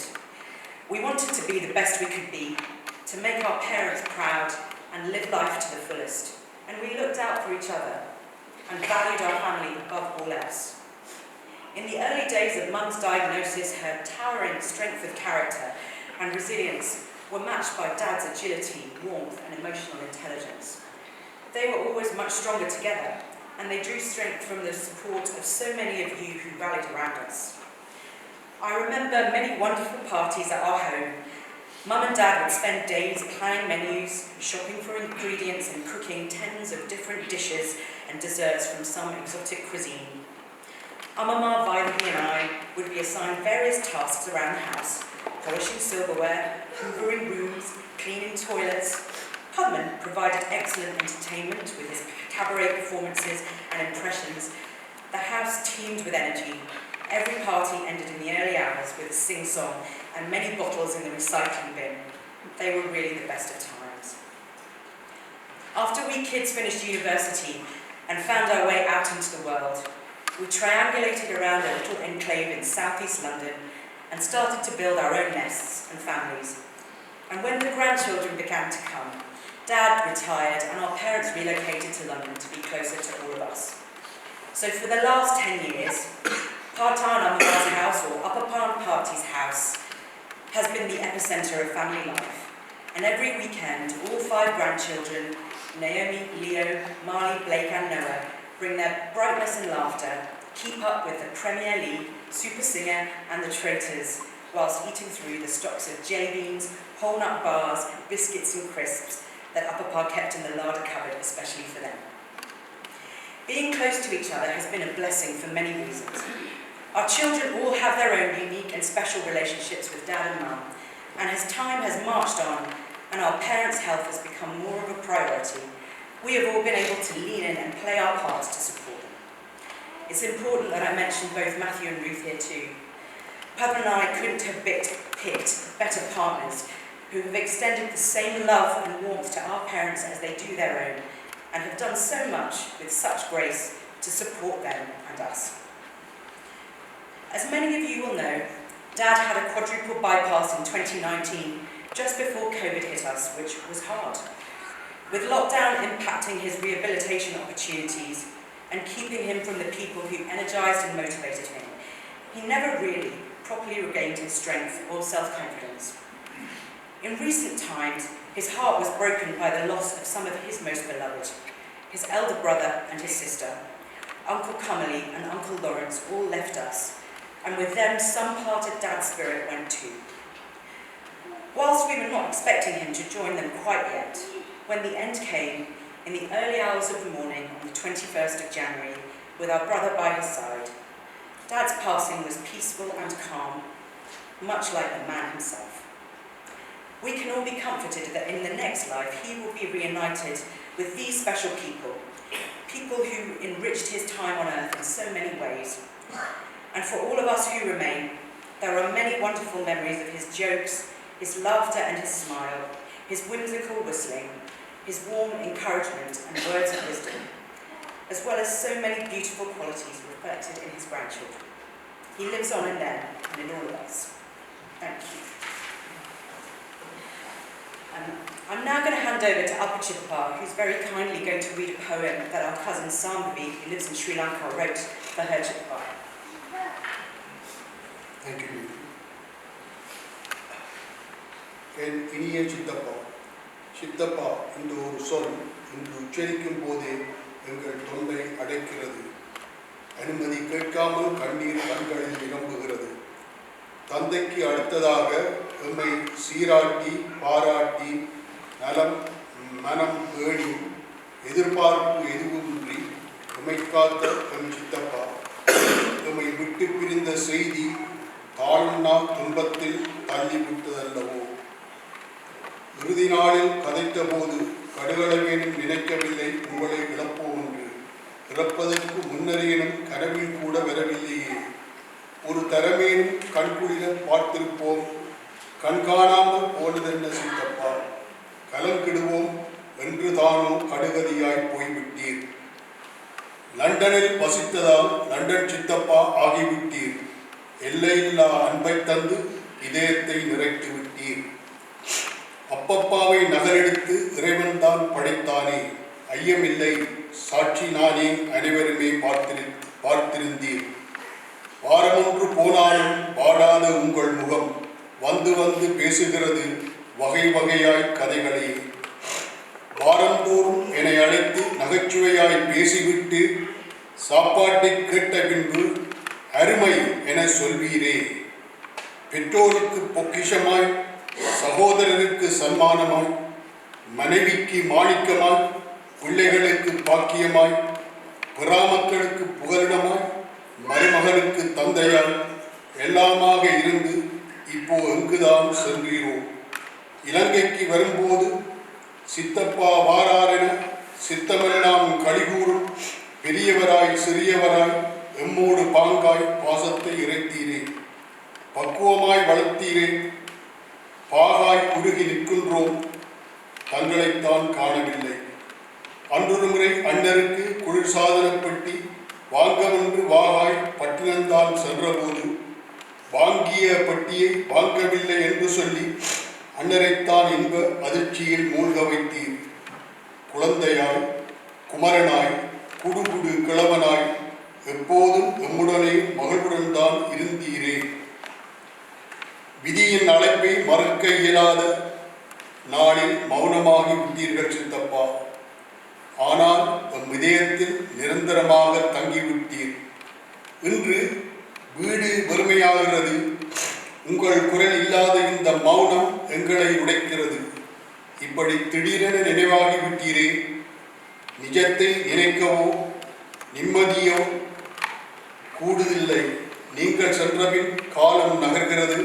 ஆனால் எங்கள் மனம் அந்த நாளிலேயே நிற்கிறது. சித்தப்பா, உடல் விலகினாலும் உங்கள் அன்பு எங்களை விட்டு ஒருபோதும் விலகாது. ஒரு கணம் விதி நின்றிருந்தால் நல்லது. இந்த பிரிவை எங்கள் இதயத்தால் தாங்கிக் கொள்ள முடியவில்லை. உங்கள் பிரிவு ஒரு மரணம் அல்ல, எங்கள் வாழ்க்கையின் ஒரு நிரந்தர குறைவு. சித்தப்பா, நீங்கள் விட்டு சென்றது சும்மா ஒரு நினைவு அல்ல, எங்கள் வாழ்க்கையின் ஒரு பகுதியை விதி எங்களிடமிருந்து பறித்து கொண்டு சென்று விட்டது. இன்று நாங்கள் அழுவது உங்கள் பிரிவுக்காக மட்டுமல்ல, உங்களுடன் இனி உருவாக முடியாத அனைத்து நாள்களுக்காகவுமே. சொர்க்கத்தில் நீர் சென்று அண்ணன் தங்கையுடன் ஐயன் திருவடி அக்கியமாவீர். ஐயனில்லை, ஆண்டிகரணி ஐயன் அருள் பாலிப்பார். உங்கள் பிரிவால் துயரும் பெறாமகள் சிவசாம்பவி சுதாகர், இலங்கை. நன்றி.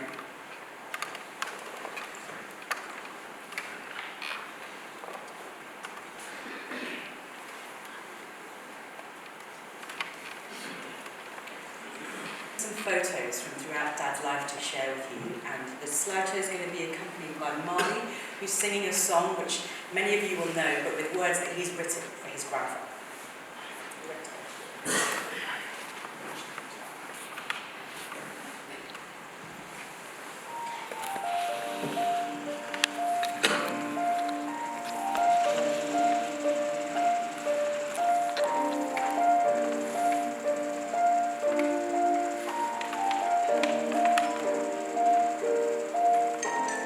Once I was 7 years old, my papa told me, "Go live your dreams by me, my darling Molly."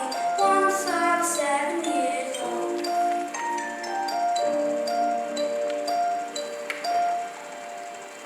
It was a small, small town. He always dreamed of bigger, pushed himself to the limits. He was learning quicker. By 11, reading books and learning from his teachers. Never rich, so he was out to be a caring doctor. Once he was 11 years old, his daddy told him, "Get yourself some dreams or you'll be lonely." Once he was 11 years old.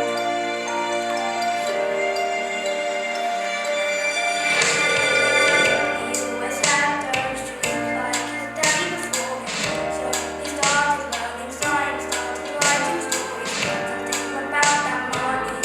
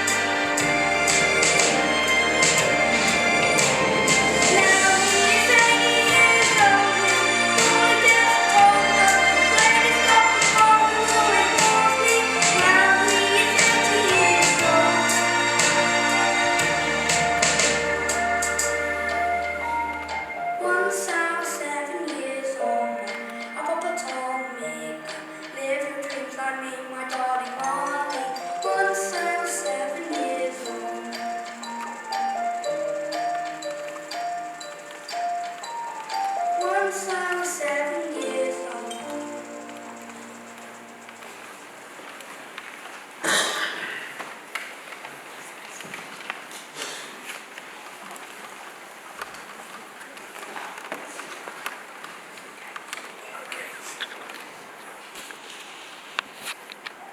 I know everyone believes that their God's the best, but I've always been certain that my dad was the best of people. Sorry. In our house, he wasn't in charge, Mum was definitely in charge. By the time Miley turned 10, Dad wasn't even second in command. But he played so many important roles in our family. Every day, I'd wake up to the sound of Dad going downstairs and his little knee clicking, because he went downstairs every morning and made everyone a cup of coffee while we all stayed in bed. And he would then bring it up on a tray and deliver it to all of us individually so that we could drink them and prepare ourselves for the strain of actually getting out of bed and getting ready for school. He also drove the three of us everywhere. It was really rare for us to take public transport because he would go out of his way to drive us. He took us to school and back every day, and he rearranged his surgery so that it didn't clash with school times, even though it was in the opposite direction to school. So what should have been a 15-minute journey took him about an hour.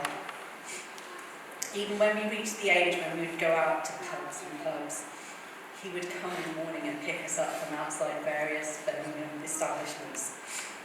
And I think the extreme was when I was at university in Manchester. One evening, he drove Pudman and two of his friends up from Birmingham, just so that they could go to a Britney Spears concert. Dad loved his friends and family, and we always had people coming round to our house throughout the weeks, and especially on weekends. And we'd usually be able to cater for them because Dad had a macro card and he would go to macro pretty much every week and stock our house like it was a corner shop. We'd have pallets of Coke, we'd have these massive boxes of crisps that you'd get from like Costco.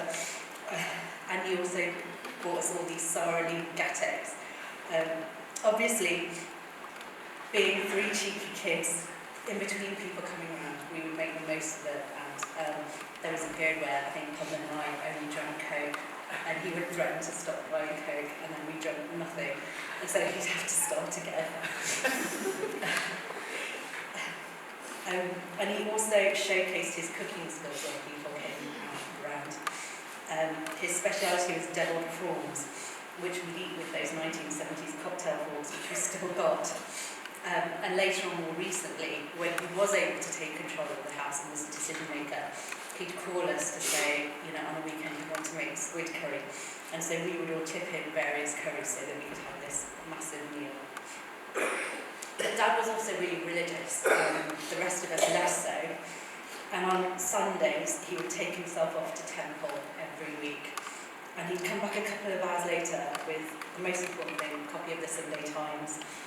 And he would also get us all sweets so that we could spend the next couple of hours dividing and rotating the Sunday Times over coffee and chocolates. He also took faith-based trips both to Sri Lanka and India. I'm really glad that when we were at school, he did make us go on one of those. We went to Tirupati together. But he went on lots alone. And on one of the trips to India, he found this sculpture of the Lord Krishna, and he painstakingly brought it home on the plane and carried it on his lap. And he displayed it on our grand piano. I think if people have come to our house in Birmingham, they know that we have quite a long loud, and at the end we have this really beautiful Beck-style piano from the 1800s.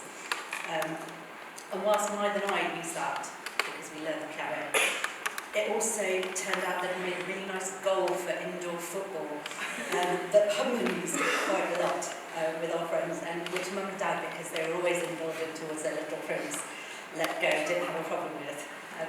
Sadly for Lord Krishna, about a week into being in Birmingham, Pudman had smashed a shot at the piano, slightly missed, and took Lord Krishna's head off from somebody, which really devastated Dad. No punishment, and luckily one of his friends, Uncle Jamie, was around and managed to glue Krishna back together again. And he still remains with us. He was on the piano still, probably nervously watching as Cullen and lots of the boys peppered shots at the piano over the years. But he successfully did make the move to London with Mum and Dad, and he's in our dining room that maybe goes and leaves everything by stay for a long time. As you all know, our family life was reshaped when Mum was diagnosed with Parkinson's, when the three of us were still in junior school. And at the time, early onset Parkinson's was really rare. Mum was completely unknown, so it was pretty devastating turn of events for them as young parents. Whilst Mum turned out to be absolutely superhuman, and she continued to work and take her commitments really seriously for as long as possible, after a few years she was forced to give up work and driving, which left Dad to pretty much carry the financial and operational burdens for the young family on his own. He did that without complaint, fuss, or us noticing any change to our lives. We never had to sacrifice anything. Later, as Mum's Parkinson's progressed, Dad became her primary carer, and they made the decision to move to London to be nearer to us. It's largely because of him that she's been able to remain so independent and in their own home together, with the support of Mum's fantastic carers, some of whom are here today, and who also looked after Dad as well as Mum so well. I can't talk about Dad without mentioning his sense of humour. He had close relationships with many people, especially children, and all of his nieces and nephews and our family friends' kids. For some reason, children and babies gravitate towards Dad. We always joke with him that it's because he looks like a massive baby, so he thinks he's one of them. But I have to be fair to him, those relationships continued as those kids grew up. His sense of humour is really something that everyone bonded with over. And whilst Dad was always making jokes, he was always on the look for the next subjects for his observational comedy, which he excelled, or not, depending on your own sense of humour.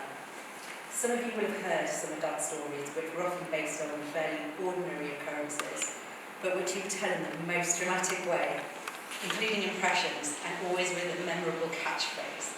And he found them so funny himself that he would continue to tell these stories over the years, and for the rest of his life to everybody, and just kept adding to the repertoire as his life went on. Dad worked as a doctor.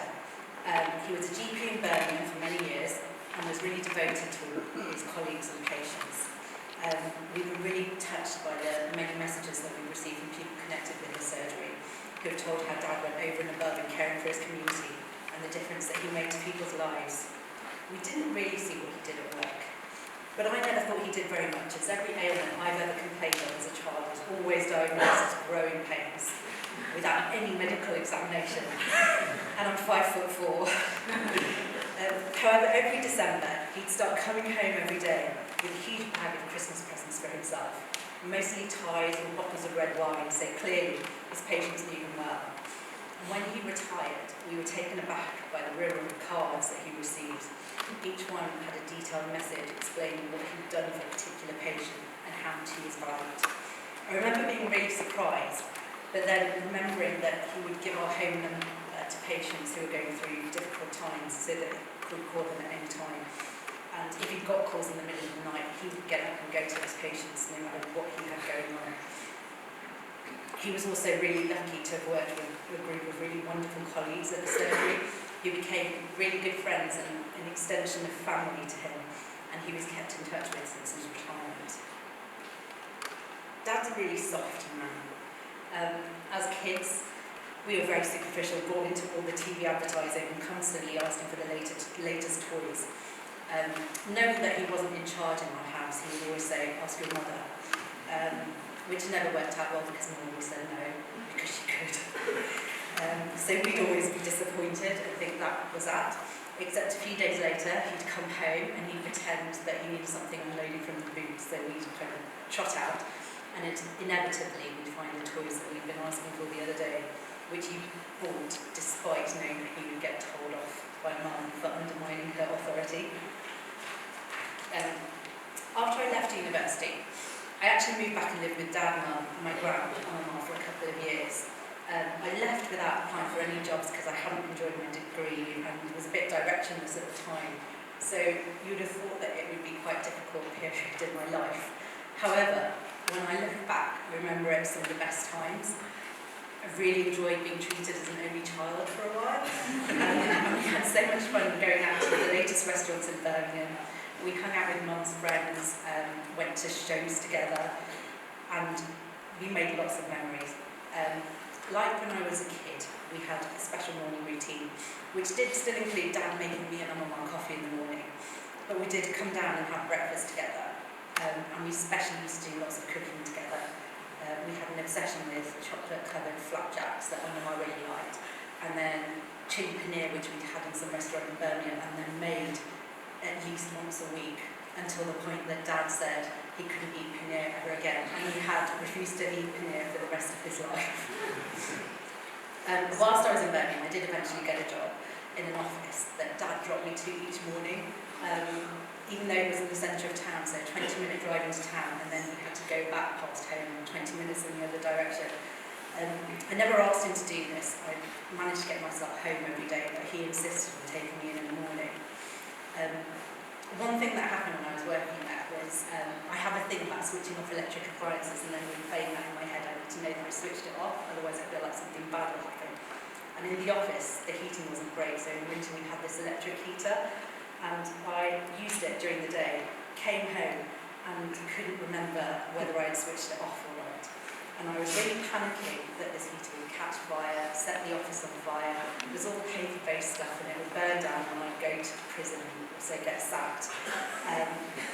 And so, to the point when nobody could relax that night. So around midnight, nobody having got any sleep, Dad just said he'd drive me to the office to go and check whether it was still there. And he wasn't angry or annoyed about this, we just went. And it was locked up, so we couldn't even go inside.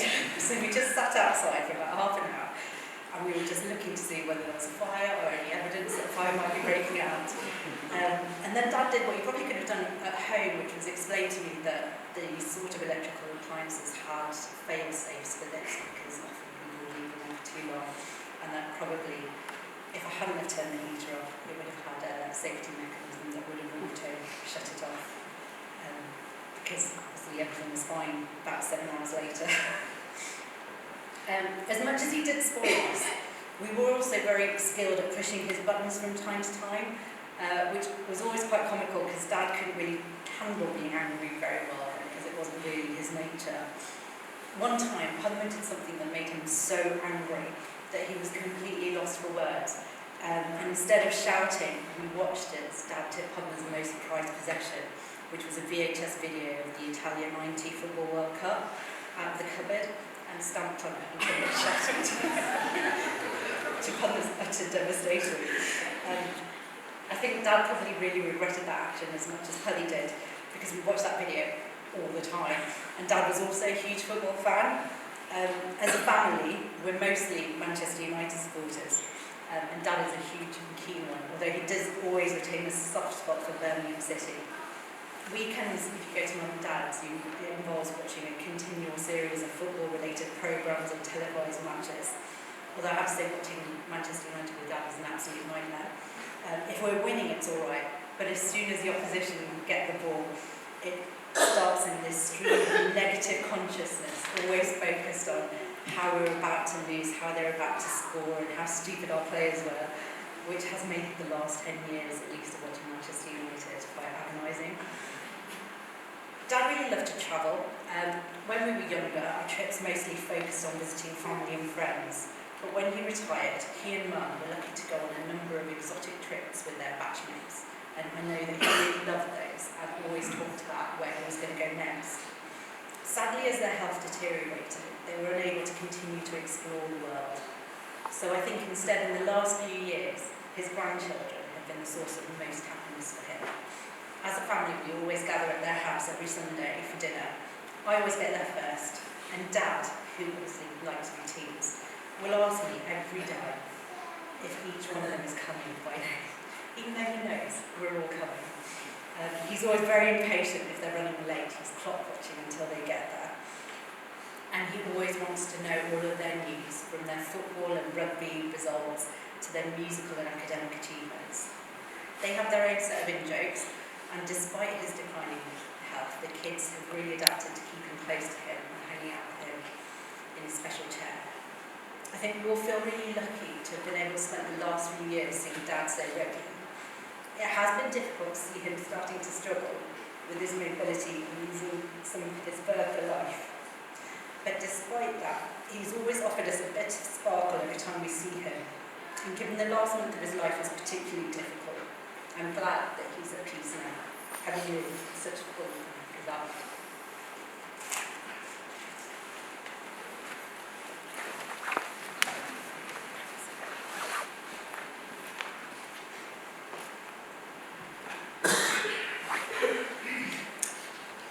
The measure of a man. Not how did he die, but how did he live? Not what did he gain, but what did he give? These are the units to measure the worth of a man as a man, regardless of birth. Not what was his station, but had he a heart? And how did he play his God-given part? Was he ever ready, with word of good cheer, to bring back a smile, or to banish a tear? Not what was his church, nor what was his creed, but had he befriended those really in need? Not what did the sketch in the newspaper say, but how many were sorry when he passed away. These are the things that measure the worth of a man as a man, regardless of birth. We're now going to have the committal of Uppar's body, and that's going to be accompanied a cappella, I believe, by Veda Pillay Vithalandru, who is my mum's younger brother, who's going to be singing one of Dad's favourite songs, Pavare Tavani.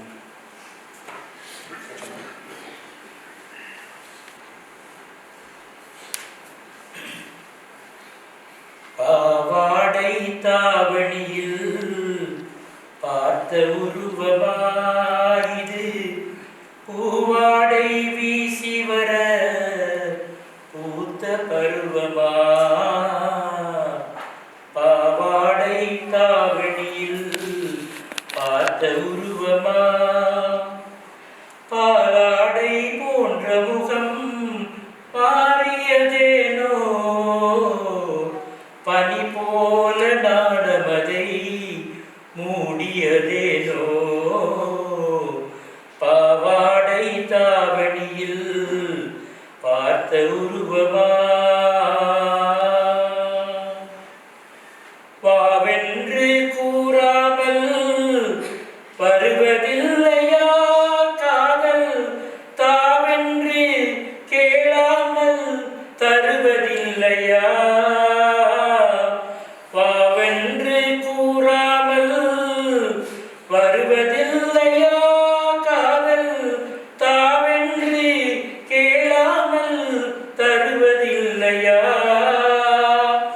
சொல்லென்று சொல்லாமல் சொல்வதில்லையா இன்பம் சுவையாக சுவையாக வளர்வதில்லையா பாவாடை தாவணியில் பார்த்த உருவமாயிது பூவாடை வீசி வர பூத்த பருவமா தத்தி தத்தி நடப்பதற்கே சொல்ல வேண்டுமா நீ முத்து முத்தாய் சிரிப்பதற்கே பாடம் வேண்டுமா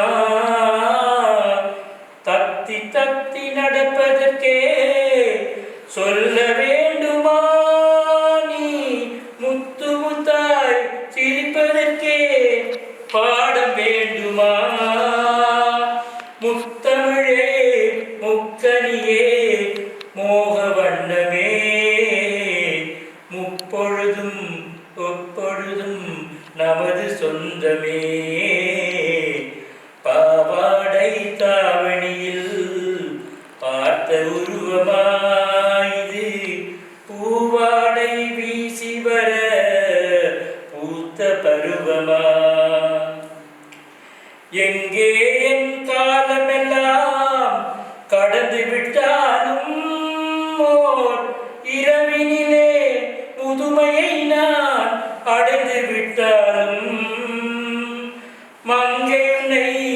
தொட்டவுடன் மறந்து விட்டாலும் நான் மறுபடியும் பிறந்து வந்து மாலை சூடுவேன். பாவாடை தாவணியில் பார்த்த உருவமாயிது பூவாடை வீசி வர பூத்த பருவமா. பாவாடை தாவணியில் பார்த்த உருவமா.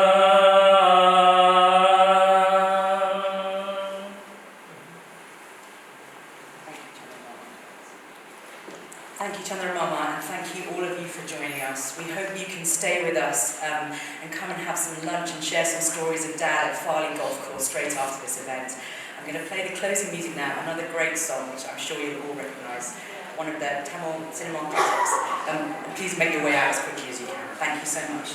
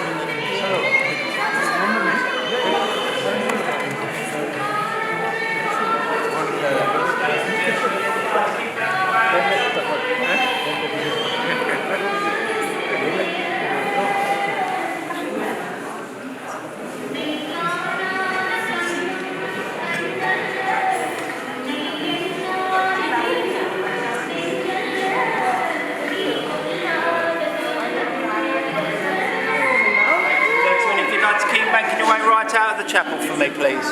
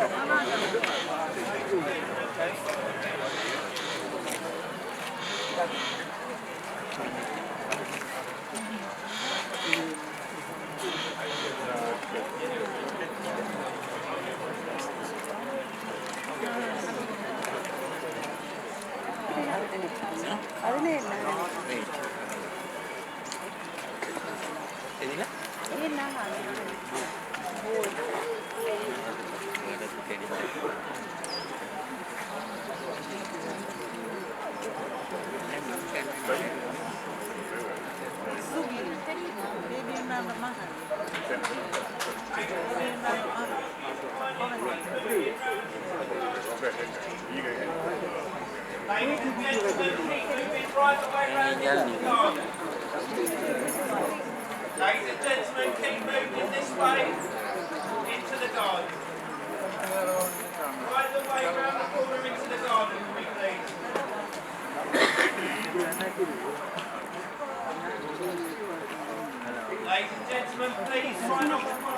heading down here and keep making your way round the corner into the garden.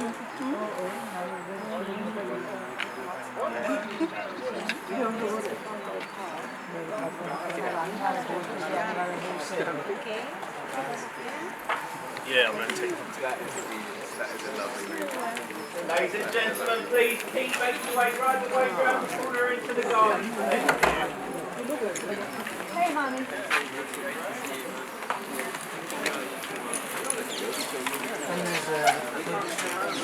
Ladies and gentlemen, keep moving right the way round the corner into the garden.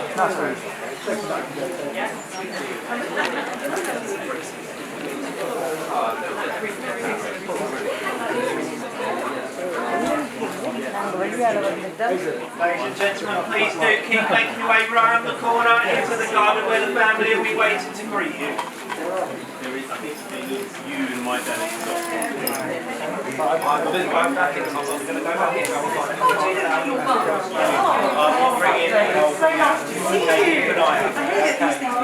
Ladies and gentlemen, do please keep making your way out of the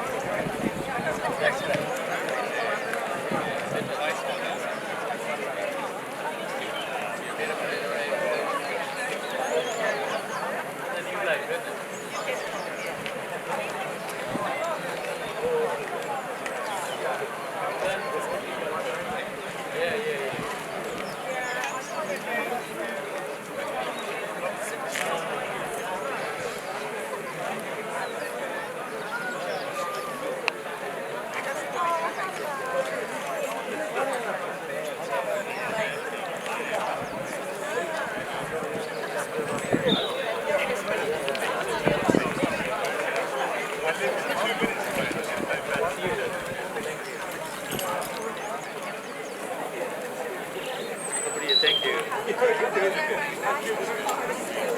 Hello. Dr. Kandaval, நீங்கள் Rajalakshmi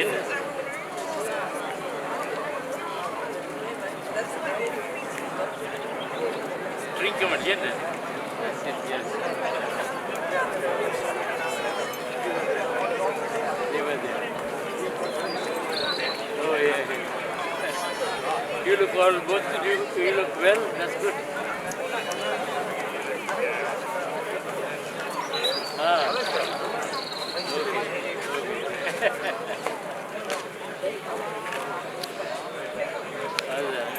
That's shopping. Yeah.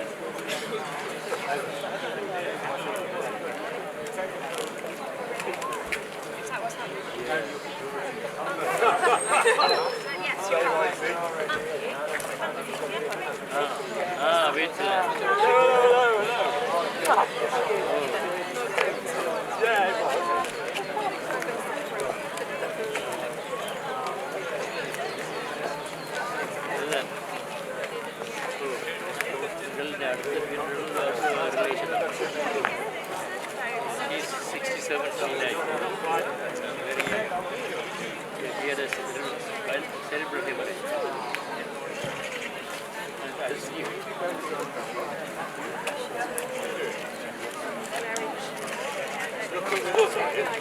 You know where you're going? Absolutely not.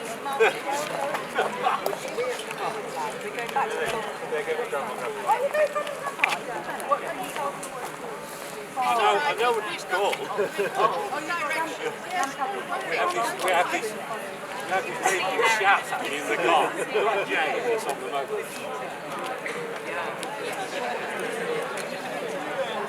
Yeah, I think so. Yeah, we're already in that direction. Goes down. No, I think that if those two bodies Oh, I see, yeah. I would never call it. I would never call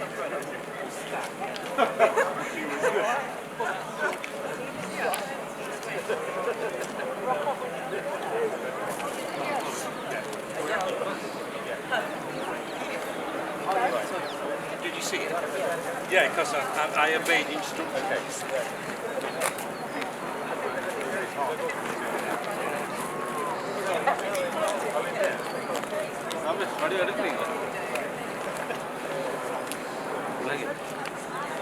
Live pose. Okay. Pretty cool. Yes. So many people. I'm putting a long hole. Well, step on the coming. What? Hadi.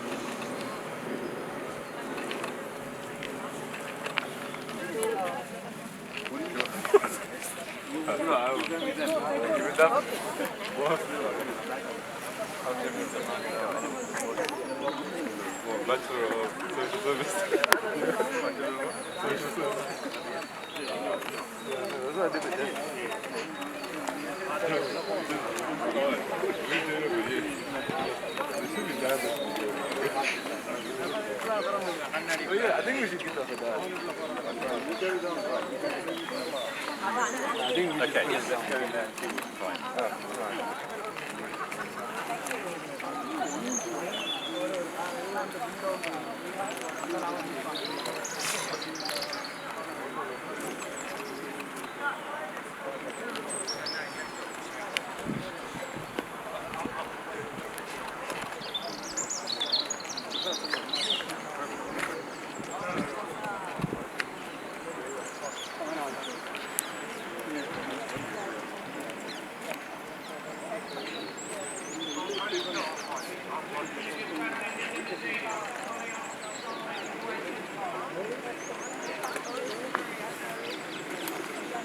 Adam, where did it go, mate?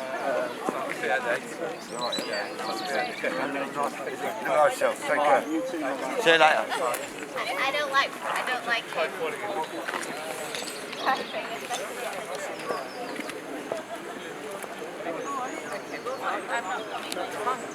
Okay, thank you.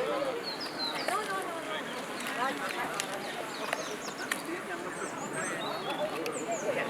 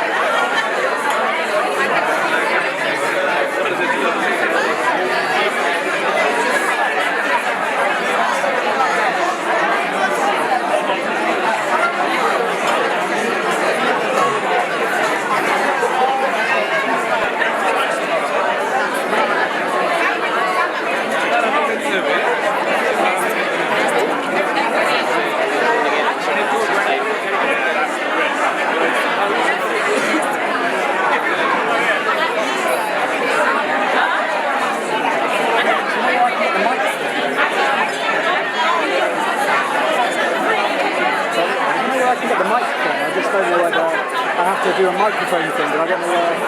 I'll ask this guy. I'll ask this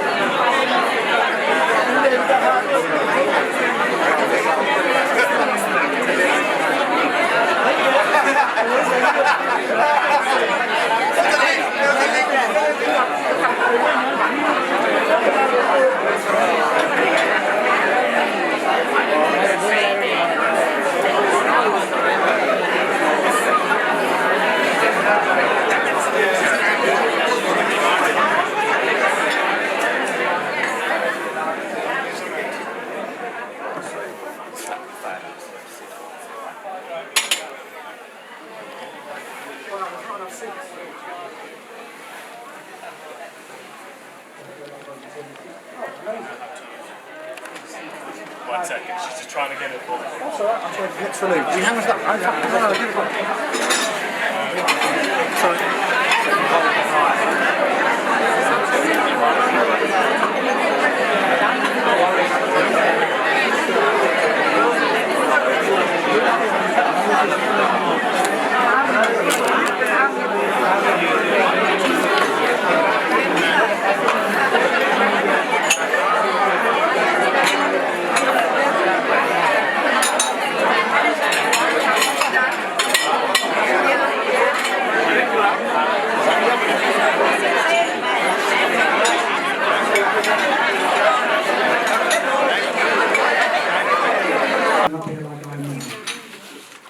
I, on the other hand, have very strong Vega genes. Let's just leave it at that. I did try over the years to be less like me and more like him, but inevitably completely failed. And I actually remember telling him this once when we were travelling together in Sri Lanka whilst I was at university. I was talking about how some of my batch mates had seemed able to reinvent themselves completely, but I found it impossible. He just laughed at me and said, "I married your Amma for a reason." That was enough. And I now realise, actually only in the last week or two since I've passed, that I married Ruth for exactly the same reason. She embodies the same spirit and the same quiet strength that my dad lived every day. And I suppose in the end, you try to marry the person that you want your children to turn out like. Over the last few months, I've had some interesting conversations about how people's behaviour can often be explained as a means to an end. That we do things in pursuit of some bigger goal. But with my dad, that kind of explanation just isn't required. Everything he did was quietly beautiful. He didn't seek recognition or praise. He didn't do things for status or reward. He simply did what was right, because it was right. And I think that's probably why so many of you are here today. Not to remember what he achieved, but to remember how he lived. So with that, I would like to invite our first speaker. This is my father's nephew, Ramanan Sri Patmanathan, who is also the son of my mother's younger sister who's standing over there. Roman.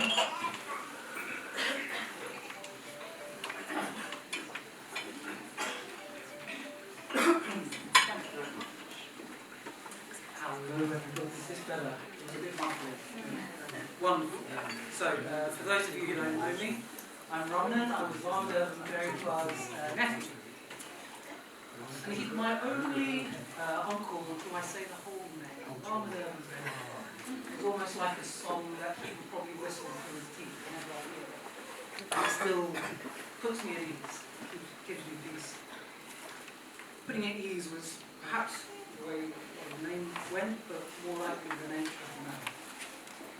I was a quiet child, a little anxious, but on our trips up to Fitzroy Avenue, I would get to experience one of the few people who could almost instantly make me feel at ease. He had a warmth and undeniably kind way about him. As soon as I'd walk into the room, he'd greet us, me and my sister, with a Ramanish dat and a Sivahami Sundari. Always brought us joy, almost instantly.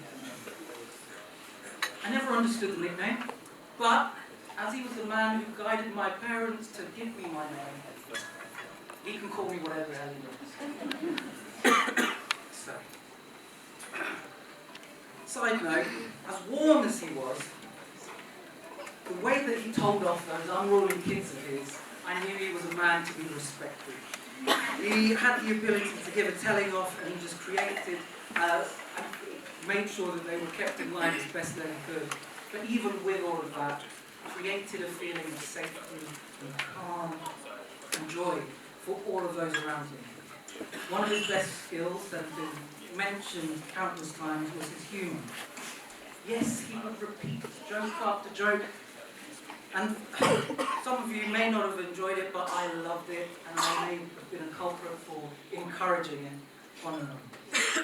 Even hearing him randomly and seeing him look deep into my eyes and then throw one of his punchlines from his observational humour out randomly with a "Ayo Divya," and referencing something, a conversation with Govind when he was young, ups and downs, always made me laugh and had me in stitches straight away. But as soon as he was done with that, he would leave us in Fitzroy in front of the TV, playing Mega Drive or watching some TV, and only coming back to put his 2 pence in for one of the debates that had unfolded before us all. He was so dedicated to his family, and one of those clear tasks that he always did, and clearly put all of his love into, was his cooking.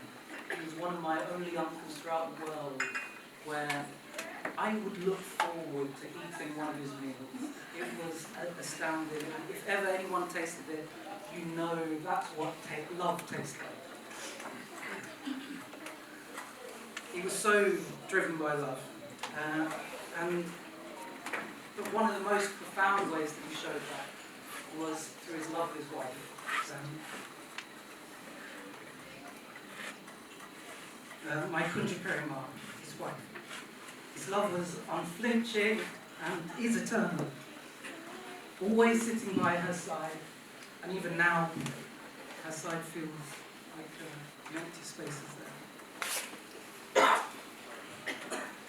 I never get used to not seeing that. And even a few years back, maybe before COVID, I could still see him guiding Kunji Perima up the stairs of Bushy Road, and that would always be such a beautiful sight, even though he was slowly getting more frail. And it was such a wonderful thing to me. But now his physical self is gone, and has left us how he lived. Caringly, peacefully, and with great dignity. But also with endless memories for all of us who have so much for. We'll miss you, John. I'm going to finish with a little quote that maybe only 1% will understand. And I can't complete because it's inappropriate, but it's one that always makes me laugh so much. It's one of his punchlines, and it was, "Bless my soul up a telegraph pole, I've never seen her." And I'll stop there.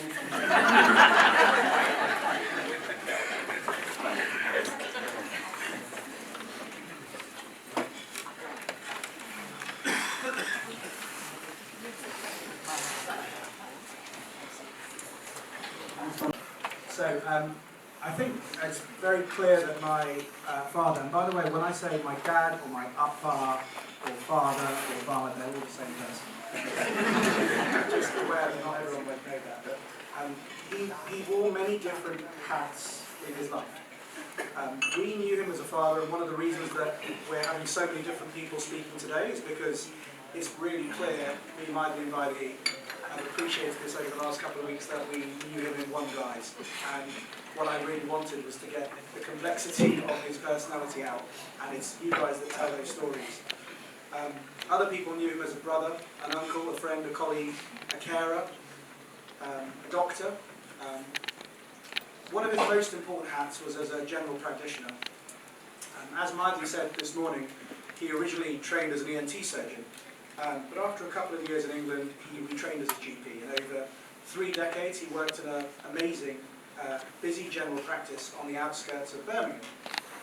During that time, he built extraordinary relationships with colleagues and patients, and some of you may have seen some of the messages from former patients and colleagues in the booklet today.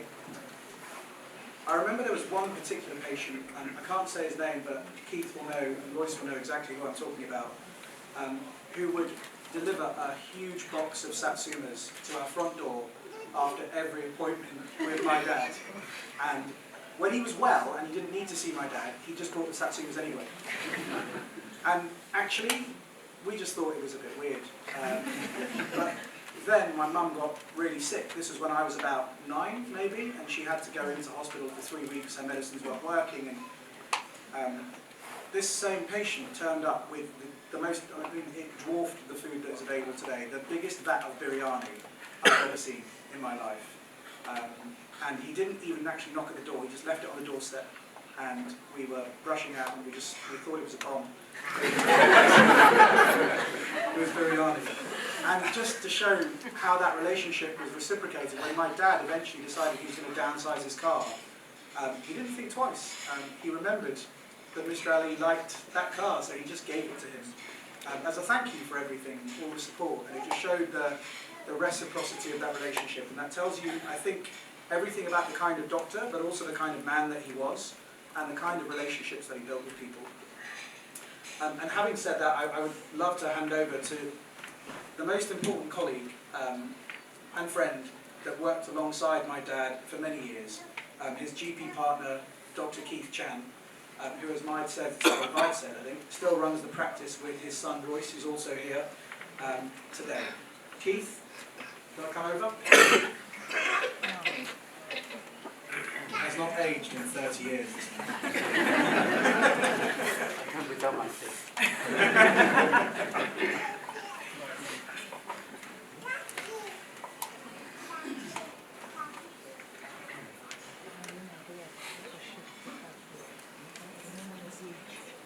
Thank you for letting me say a few words tonight.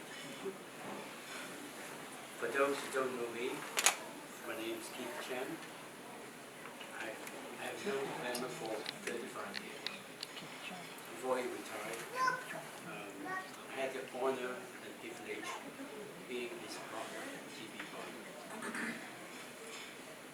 People talk about how nice he is. I got fed up. Because in the surgery, he's always a good guy. I'm the bad guy. So I don't need to mention how nice he is. That's nice.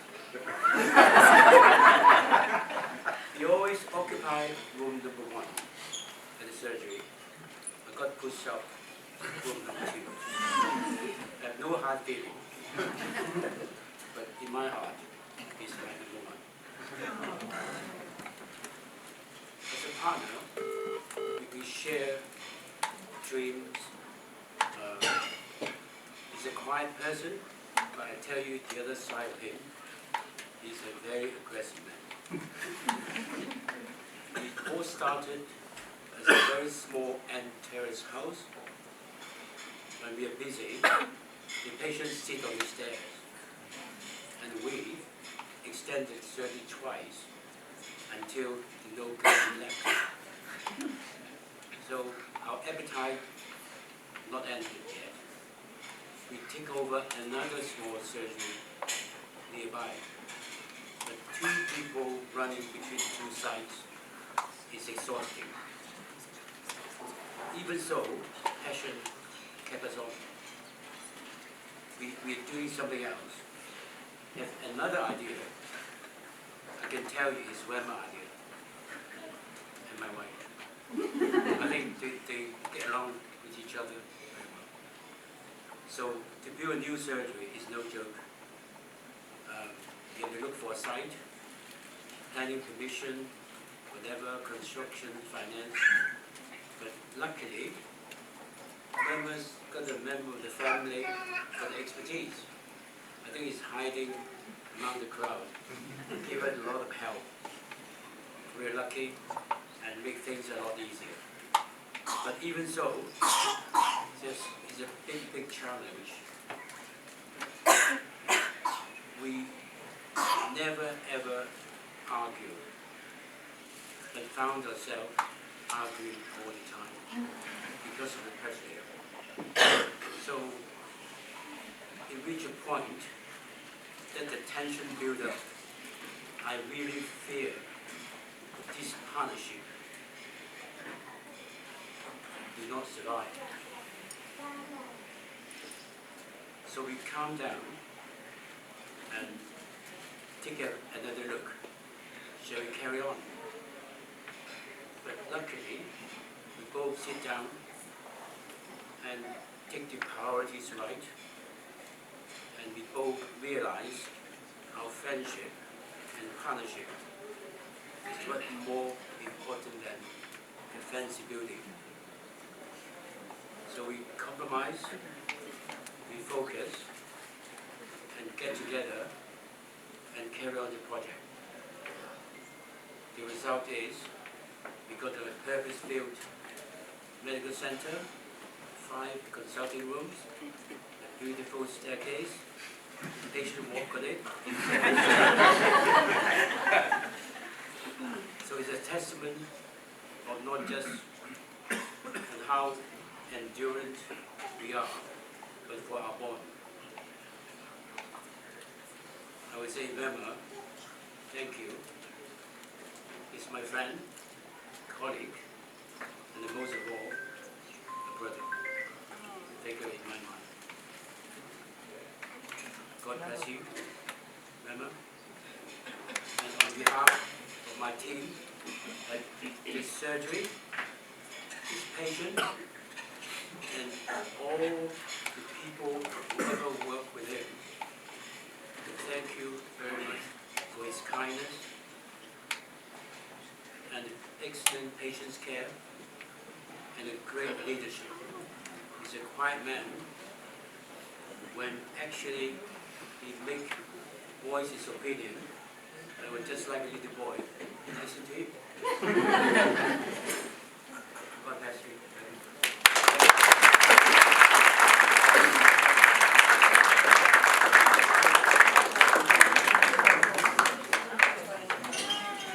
Thank you so much. Amazing. So much stuff I didn't know about. I didn't think Dad argued with anyone that wasn't me. So our next speaker doesn't need much of an introduction. It's my cousin and Dad's nephew, Myron, by England, who is my mum's younger brother's son. Myron and I, you wouldn't believe it, but are actually the same age. He's actually older than me. And although he lived in Nottingham and I was in Birmingham, we spent a huge amount of time together growing up. Most Sundays were spent learning Tamil and playing football, and many school holidays were spent at each other's houses. So Myron saw a lot of my dad, not just as an uncle, but very much as my father as well. And he treated him like a son too. I just wanted to tell you a quick story that relates to Myron and my dad. Alongside all of the wonderful qualities that we have talked about today, there was one very consistent feature of his personality: his complete and utter aversion to risk. He was terrified of heights. He was terrified of DIY. he was deeply suspicious of any cold weather. And one particular summer with Myron, this became very clear. Myron came to stay with us for a few weeks when we were about 12. Dad said that if we were impeccably behaved, he would take us to Alton Towers for the day. And of course, Prince Myron is always impeccably behaved. So, we arrived at Alton Towers, the three of us, unbelievably excited. We had researched every single ride in minute detail. And I think within the first 10 minutes, after we got through the gates, Dad caught sight of one particular ride. For those of you who know it, it's called Nemesis. And he stopped in his tracks, completely stopped. He went really quiet. Then he looked like he was going a bit blue. Then he swore in Tamil multiple times. He swore again, louder and louder. Then he stopped talking, didn't say a word for about 5 minutes. Then very calmly realised that he was supposed to be looking after us, and calmly announced that we would be not going on any more rides designed for anyone over the age of 6. So, we went on the teacups and the runaway mine train, and then we went home. He had a brilliant day. I will leave it to Myron to tell you a little bit more about him. He's here. Myron, over to you.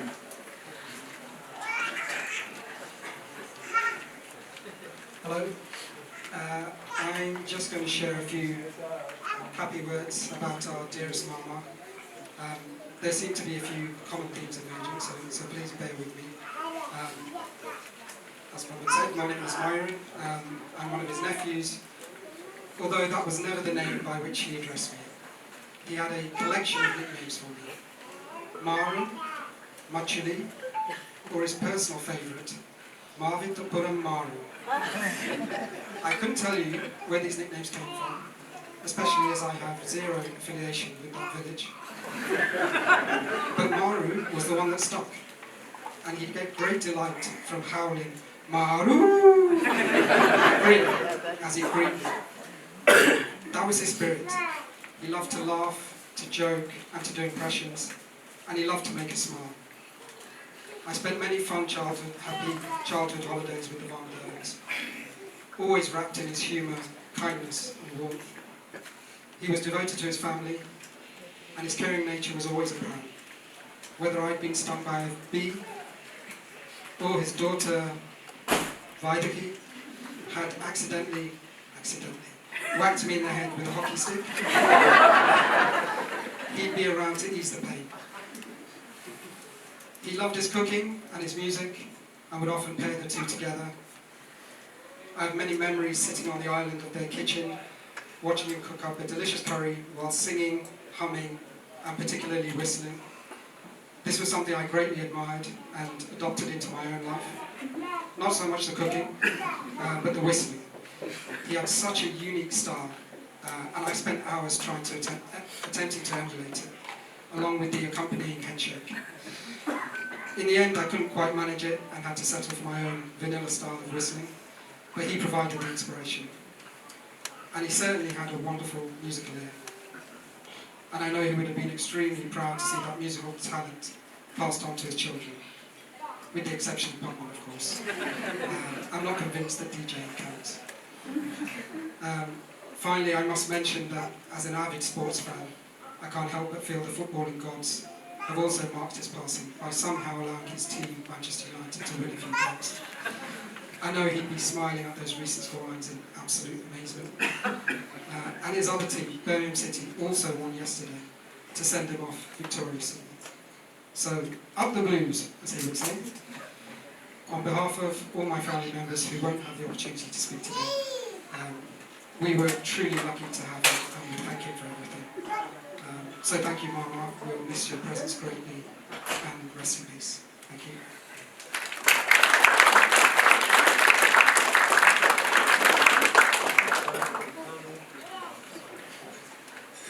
Sorry, we're just trying to play with the levels because apparently the online viewers, there's apparently an issue they can't hear us, so bear with me if there's any distortion. No? Don't worry, let's leave it, it's fine. Okay, so, is that better? Okay, leave it, don't worry. Our next speaker and the last one in this section, and then we're going to let you guys go and get some proper food and chat for a while to split it up. is Appa's nephew, Saravan. Saravan is the son of my dad's younger brother, Karananadi. He was the one that read so beautifully in Tamil for us at the crematorium earlier. Saravan doesn't really need the introduction from me. He and my father had their own special way of communicating. Some sort of private language that the rest of us were never really quite allowed to understand. So it's with some trepidation that I hope he speaks this in English so that we can actually understand. But Sav, over to you.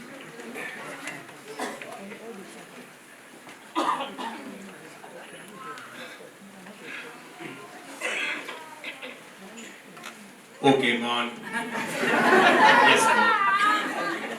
So you've all had a little giggle with it. I'm sure he's probably used that same phrase with many of you here.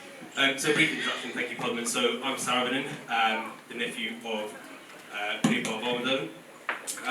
First of all, to thank Piripa and Pirima. If it wasn't for them, my parents wouldn't be here today. In the sense when they first came over to the United Kingdom, they actually lived with both Piripa and Pirima and had the joyous luxury of watching my Vadi and Pudman all grow up from little kids. From there, he took a very keen interest in both myself and my brother from a very early age. So growing up, what I can remember, Piripa always remained very close to us and was the last person to make that phone call at home.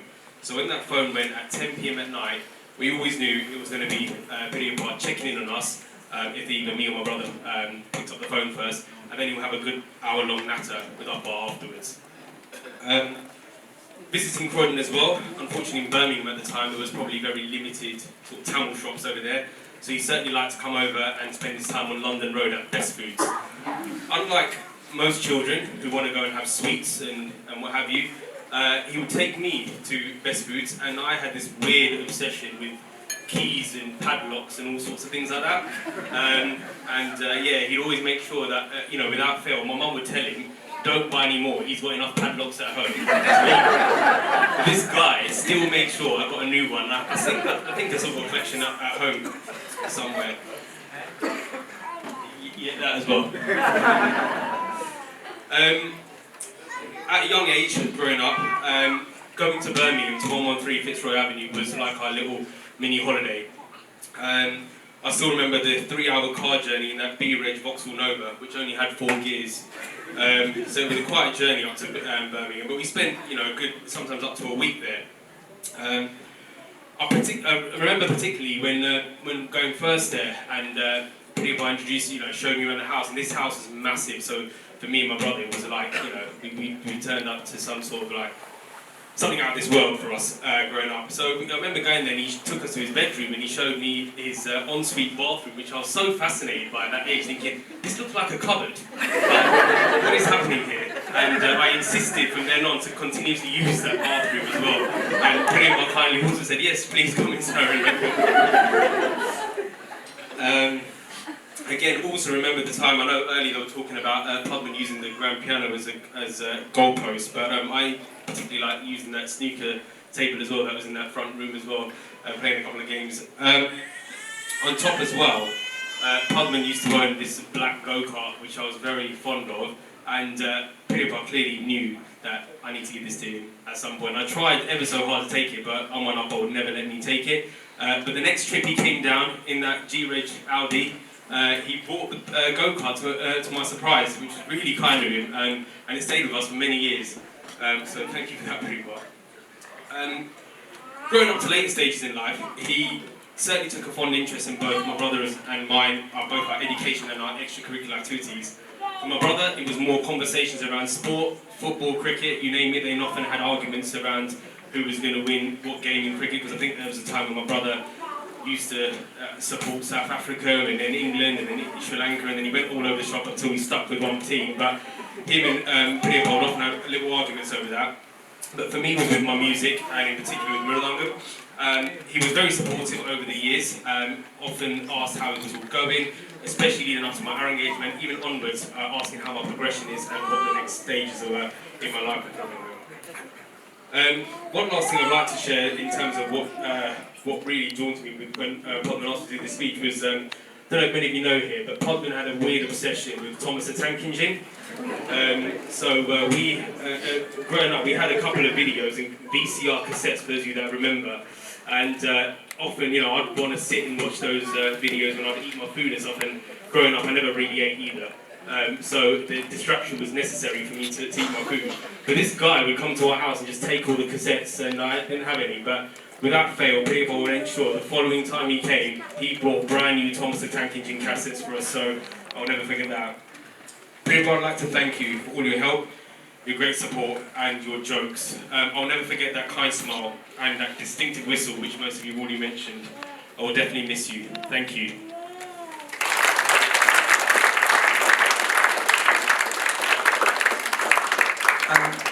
Everyone, I've just spoken to the caterers, and their suggestion is that we do all the speeches and then eat, which I'm really sorry about, because I know that everyone only comes here for the food, really. But I'm joking.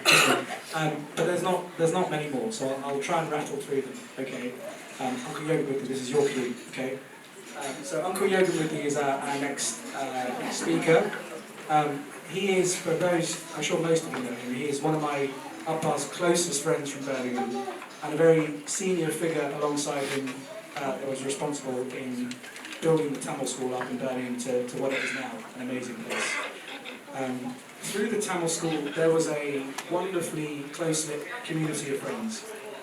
Every month or two, there would be a big gathering at someone's house. The children would run off and mix upstairs, and the adults would enjoy what can only be described as a very lively evening of food and juice. Looking back now, and realising that I'm entering that phase of life myself, I can only conclude that I am considerably more boring than they ever were. And just one story that summarises that. They're sitting right there, if any of you want to look at them.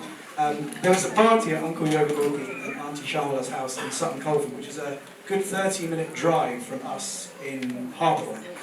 After a particularly great night, my dad drove us home. That's my mum and my sisters and me.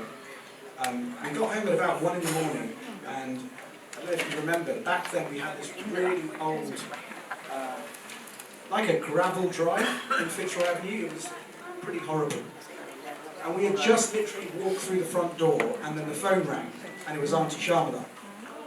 And she said, "I think Vamadevan has left his shoes here."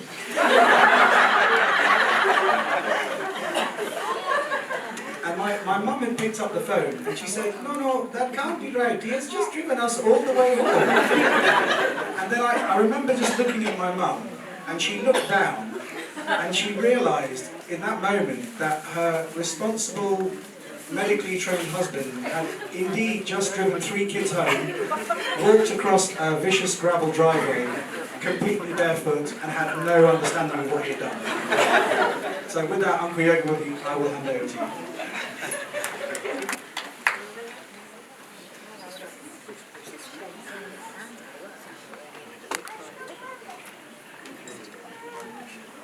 I will follow that.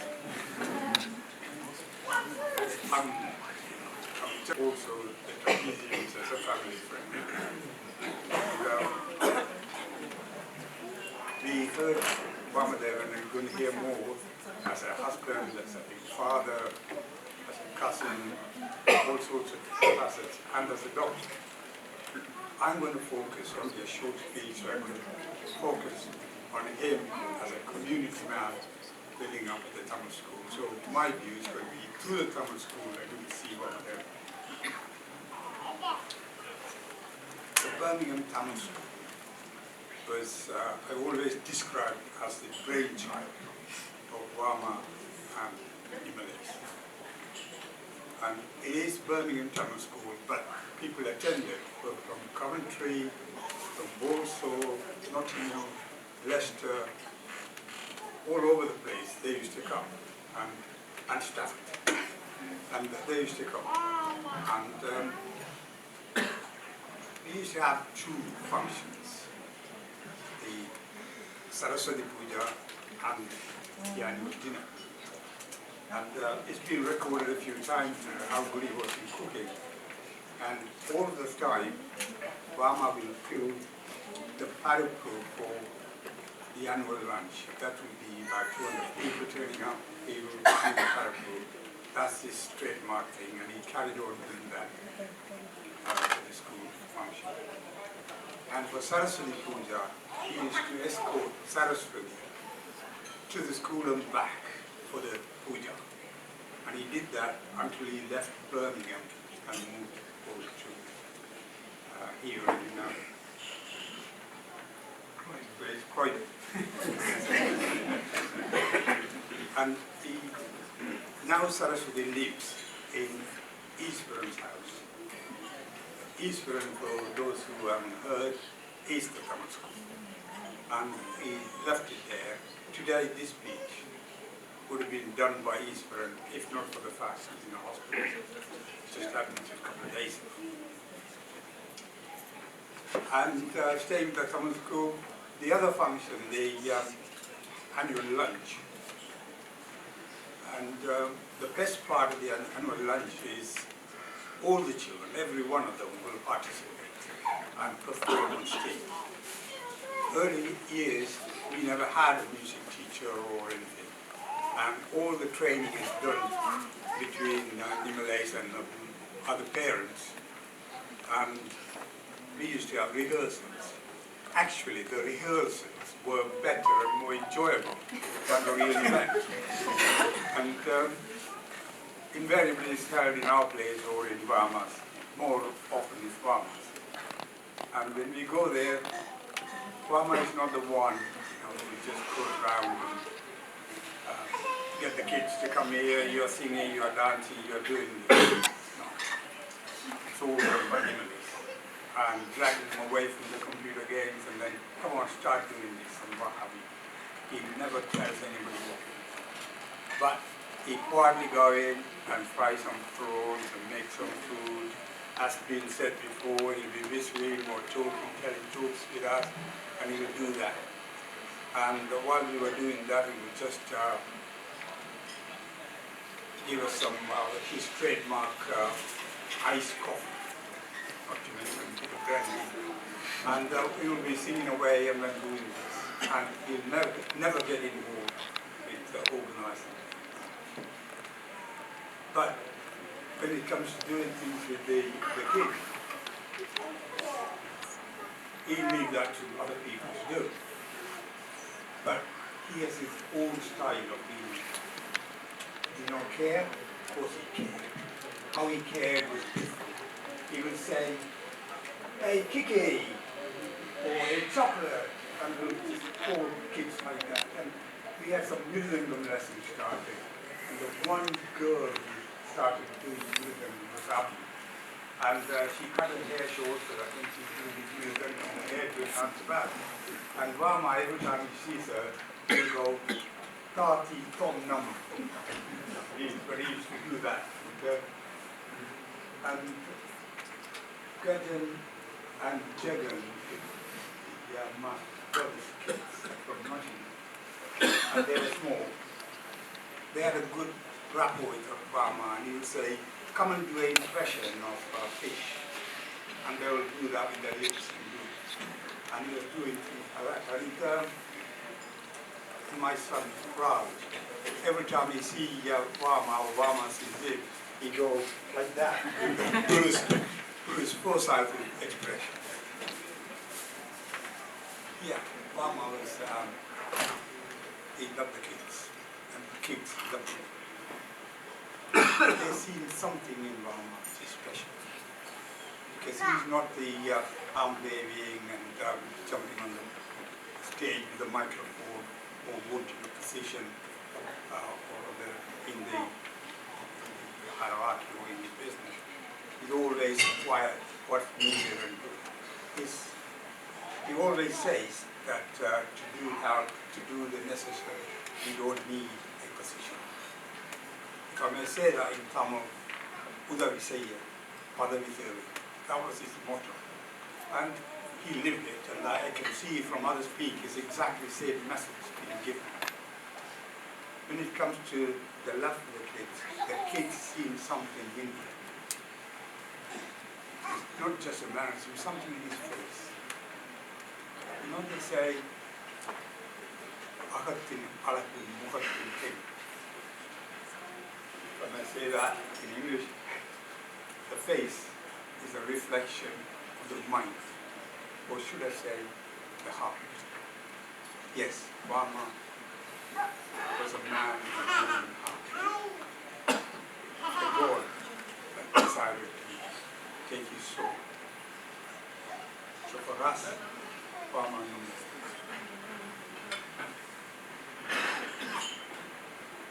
but he will remain with us forevermore in our memory. Thank you very much.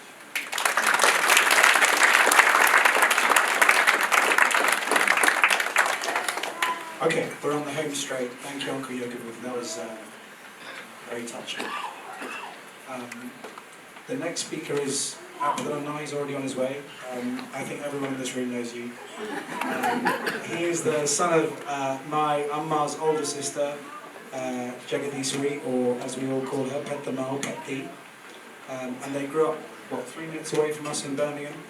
He and Umakar were part of our everyday life. They knew my mum and dad during some of their very best years before Parkinson's entered our world. So, yeah, he brings with him, I hope, memories not just of dad as an uncle, but a whole chapter of our family life that feels especially precious now, and that I never experienced. So, that's a lot of pressure.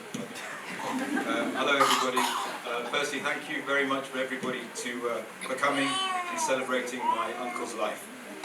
As Putman said, my name is Abdullah, and I would like to just talk just a couple of minutes on Barnadev and Sitpa. I'd love to tell you all the funny stories, of which there were many, or of his repetitive joke-telling habit, which generally ended with an "O Bandara Naka." You know, he definitely found his own jokes hilarious. But when I think about it, what I really enjoyed was watching him just chuckle away for a few minutes to himself at his own joke for longer than wasn't deserved. But irrespective of whether you found it funny or not, it didn't matter. He was in a good place. He put dad jokes on the map, and he was just a happy man. He never really gave life-changing speeches. You know, I probably messed something up for the 100th time, and then, you know, he didn't stop there and try and lecture me. He was one of those guys. He was joyous on your successes and supportive during your failures, never judgmental. And what I learned from him was not words in a speech, it was from his behaviour and actions. He showed resilience in the face of adversity and humility where many men would crumble. He was, I mean, people talk about this, but he was super intelligent. He remembered stuff from literally when he was 4 years old. He's that guy. And he didn't force his views onto other people. He wasn't flashy. He enjoyed simple pleasures in life. He liked a small bottle of beer in the evening after a day of practice, maybe a couple of Glenmorangie or two at a party, but generally in moderation. And when Kunjanti was diagnosed with Parkinson's, he continued to be an inspiring role model with a permanent smile on his face, except if, obviously, the United were losing. And he also, along with my auntie, brought up 3 wonderful children while perfecting his fish curry recipes at the same time. He also managed, you know, when she was really ill, to send 3 children to independent schools, which could not have been easy as a sole breadwinner, and he seemed to do it all effortlessly. There was never any shouting or screaming. As he did this, just determined humility. That's what he taught me. He stood tall, not because of what he said, but how he behaved as a man, father, husband, and uncle. He'll be missed.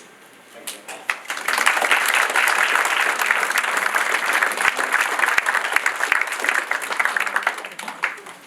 Thank you very much, Abdullah. The next speaker is Uncle Kanagaratnam, another one of Abba's great friends from Eastbourne, and part of what I can only describe as a rather legendary motley crew. Is he there? Okay. Don't worry, that's okay. This crew also included some of the usual suspects over here. Uncle Joe the Lingam, who is at a 60th batch reunion at the moment in Sri Lanka, but has written a testimonial in the programme. And also the dearly missed Uncle Kamarajan. I just wanted to reference this because it was a massive point in my dad's life. The sudden loss of Uncle Cummerly, and more recently Dad's close friend Uncle Lawrence, left a massive void in my dad's life, one that he never really managed to fill. I like to think that the three of them are all together now, somewhere in the sky, ordering a 4-for-3 meal deal at the old house at home pub round the corner from us. They used to do this for many years. It's not clear who got the fourth meal. But I think it was probably Uncle Cummerly. What has never faded are the memories of weekends, summers, and even foreign holidays spent with these wonderful families. And I'm so happy that so many of them are here today. Those moments live on very strongly for all of us, I think. Uncle Cannings, I'm sure you can share a few of them now.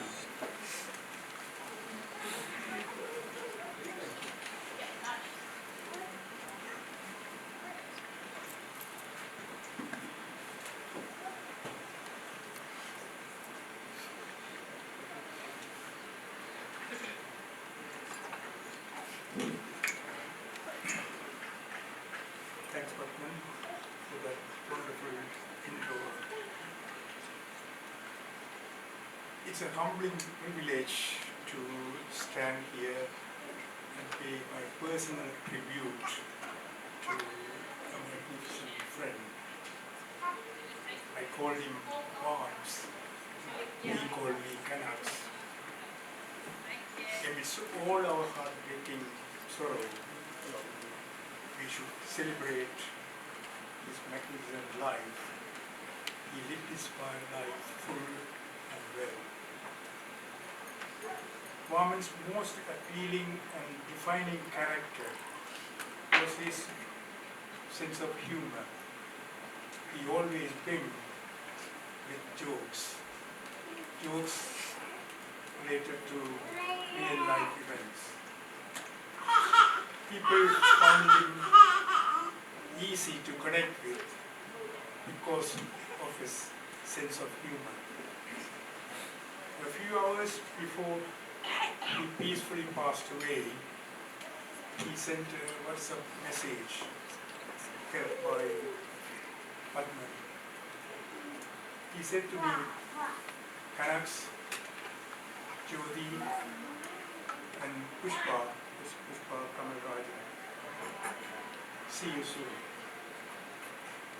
To me, it meant a great deal, and now frankly, it seems even more meaningful. As Maithili said to me, no doubt he is up there in heaven with his soulmates Dr. Kamal Rajan and Dr. Sivapati Rajan, sipping their favorite whiskey and possibly expecting us soon. Of all the most gifts in my life, Warman's friendship was very special. It began 16 years ago by pure chance when he joined me to work at Trincomalee Base Hospital. We were roommates for more than 2 years in a small room we shared selflessly. Across the dining room there were 2 other small rooms holding 4 beautiful young ladies. One of them was Nirmalesa. From day one, we found our companionship joyous and invigorating. In Trincomalee, Sri Lanka, despite overwhelming workload, with many other friends, we had great times at the beautiful beaches, at Saina Bay and at Nilavani. Frequenting local cinemas, especially the ones that gave free tickets for doctors, and the Chinese bar that served cool beer for Warman. Warman loved movies and romantic melodies, He was a passionate follower of cricket and loved seafood. He had a special affinity for crab curry. He quickly made friends with our living chef and made him adopt his ideas to improve the quality of the curries, especially by adding tamarind. It was in Trincomalee I had the privilege to watch his barely perceptible romantic moves towards his beautiful. Our move across to UK failed to separate us. If anything, it enhanced our closeness as a small, intimate circle of friends with Dr. Kamal Rajan, who sadly passed away 2 years ago. And our friendship helped to cope with many financial crises, the ebbs and flows of life, and grew stronger, underpinned by mutual respect and trust. Above all, our inspiring children. Kind, affectionate, and generous in everything he did, at work and outside work, Kwame exuded unique tenderness and compassion that made him greatly admired by his patients, adored by his colleagues, and the wide network of friends. Despite the time we spent with him and his family in Trincomalee and subsequently in Birmingham and also in Eastbourne, remain as golden, unforgettable times of our lives. Always calm and considerate, he responded to whatever life threw at him with a great sense of humor. Kwame simply loved people. He always found something interesting and delightful in people's behavior, especially those behaviors outside the norm. His positive outlook to life was infectious. He had amazing memories for hilarious events of the past and remarkable ability to present even morbid events with a light-hearted humor and inimitable, unstoppable laugh. I needed to tell Vance, my magnificent friend, that I am very grateful for the friendship he offered. Grateful for the beautiful times and the hospitality whenever we visited him. Grateful for his open hands of generosity and kindness. And grateful for his graceful, affectionate bond with our children. As I said, a couple of hours before he passed away, he spoke a few words. He said to me, he would see me, jolly and Pushpa.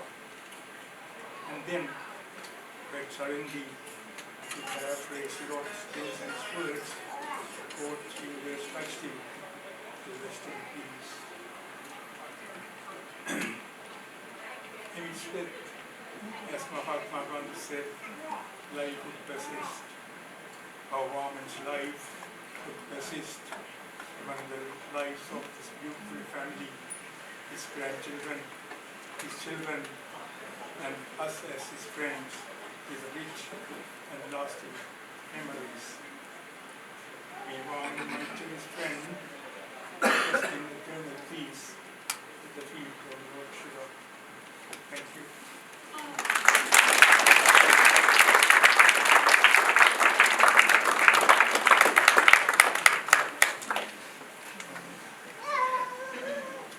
Okay, thank you, Uncle Clements. That was incredible. Over to our last speaker. This guy really does need no introduction. Velapale Kuhanendran is my father's brother-in-law and my mother's oldest brother. As all of you know, he lives just around the corner from my parents here in Croydon.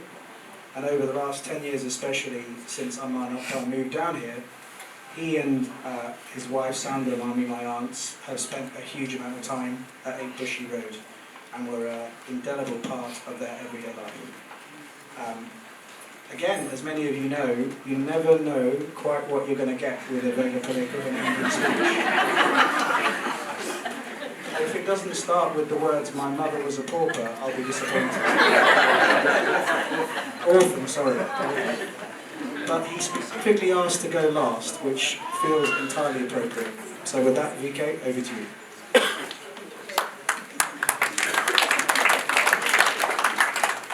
Good afternoon, ladies and gentlemen.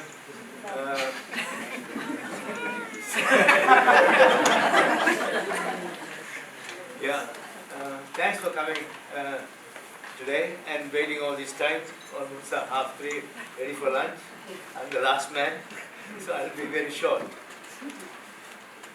We are gathered here today in this quiet place in Croydon to remember and say goodbye to Vamadevan. Vamadevan lived a full life. 80 years shaped by responsibility, kindness and quiet strength. He did not seek attention or praise. He earned respect simply through how he lived and how he treated others. I speak today as his brother-in-law and as someone who had the privilege of knowing him well. The number of people here and the many messages from around the world reflect the regard in which he was held. Not just affection, but genuine admiration.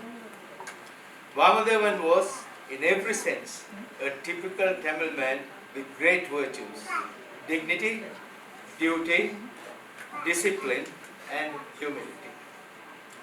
These were not ideas he talked about. They were values he lived by. He was deeply religious, but never one to preach. His faith showed itself in his actions, his sense of responsibility, and the integrity with which he lived. At the center of his life was his devotion to his family, especially to my sister Kunju. When she was diagnosed with Parkinson's, she did not hesitate or complain. After the diagnosis, during the long years that followed, and right to the very end, he stood firmly by her side. He showed his love not through words, but through constancy, through presence, attention, and responsibility. Even in his later years, while quietly managing his own pain, his focus remained on her. He did what needed to be done, without seeking recognition in that he was a silent hero. That same steadiness extended to the rest of his family, close and extended.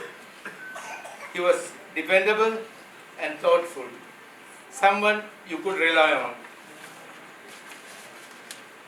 Vamadevan also had a gentle humor and a calm smile that stayed with you. In recent days, it is these memories, the smiles, the quiet jokes, the warmth in his eyes that have stayed with us. I cannot fail to mention one incident. Before he got married, me and Vamadevan, some of us here, were in a car accident. And it had been very tragic for a lot of us. But it turned out to be more like a comedy when Vamadevan immediately afterward told Mohan, Kati Nitapita. Anyway, today above all, we feel gratitude. Gratitude for his life and for the example he set, showing us that love lived daily through consistency and care without ever instructing. He reminded us of our responsibilities to one another. To Maidali, Vaidehi and Padman and your family, we are deeply proud of you. The care, patience and love you have shown your parents over many years, quietly and consistently, has not gone unnoticed. It is a true testament to the values you were raised with and to the example set by both your mother and father. In you, their legacy is already alive. Vamadevan, thank you for your steadiness, your devotion, and your goodness. You will be missed. May your soul rest in peace. Goodbye.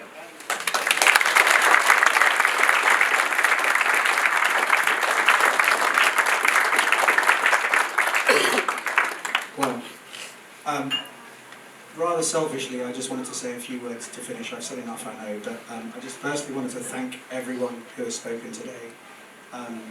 Appa would have loved hearing all of your stories. I'm sure he has heard them, wherever he is, just as we all have.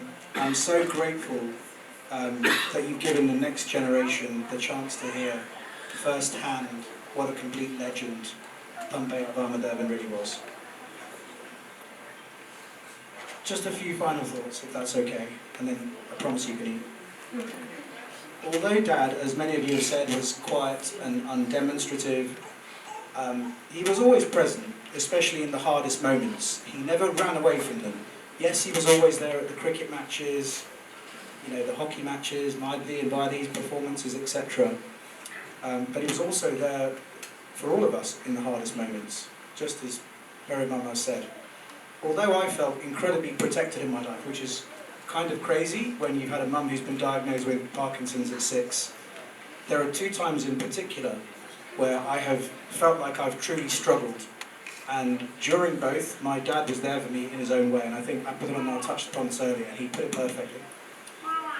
The first was in 2002, when one of my close friends at university, at Cambridge, Adrian, my other friend is up there, died in the Potters Bar train crash on the way to one of our university basketball matches.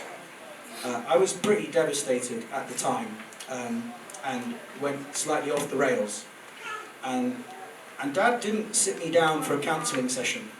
That just wasn't his style. Instead, he quietly just booked a father and son trip to Sri Lanka. And we spent 3 fairly extraordinary weeks together, visiting all the parts of the country that I'd never seen, meeting a whole bunch of relatives that I have never met and may never meet again, and discovering sides of each other's personality that we had never known. And I think that trip really healed something within me, and in many ways I think it's those moments that are helping me through this period now. The second time was during my final year at university. I'd been maybe a little rebellious during that year, and I hadn't attended any tutorials. And with a month to go before finals, I was fairly close to a breakdown, I would say. I had to get a 2-1 to get into medical school, and I knew I couldn't really bluff Cambridge University. And my dad sensed that something was wrong on a phone call immediately. He drove down to Cambridge that evening after a GP surgery, knowing that he was on call. He immediately packed up my bags and took me home, where I stayed until my exams. Again, there were no big speeches at all. Again, that wasn't his style. But I remember him saying to me over dinner one day, he said, "Whatever happens, you'll be okay. All that matters in the end is your health and love that he gave her for the last 50 years. I think that will be how we can honour him." The other thing that has really struck me over the last 10 days is this. I share my family name with 3 of the strongest and most impressive women that I know. That says a great deal about both of my parents. It's very clear that our family dynamic has always been a case of my sisters looking after me, not the other way around. So I just wanted to take this moment to thank Maidli and Vaidehi, not just for the last 2 weeks where you have done everything, but for the last 42 years. They both carry so many of the best qualities of Amma and Appa that woven into who they are as people and the actions that they perform every day. And I am profoundly grateful that both myself and my children are lucky enough to live under their grace and their quiet, understated guardianship. Together with my superhuman, incredible mother who continues to amaze us every day, as far as I'm concerned, They are my father's greatest legacy. Those three women are the measurable key performance indicators of a life incredibly well lived. Thank you all for coming today and for listening. I'm sorry it's taken so long, and I hope that you enjoy speaking to each other and eating the food.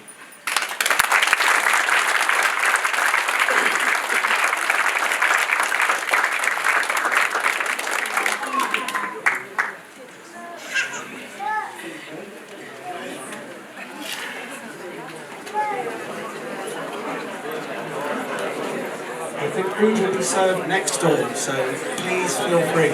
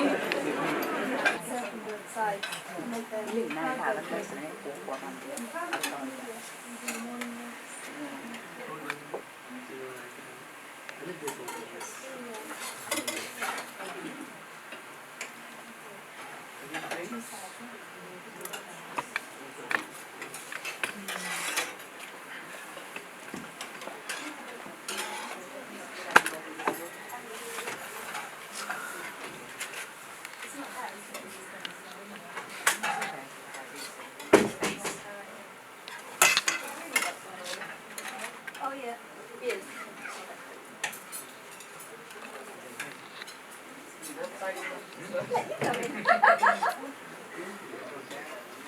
Why is it so slow? Come on.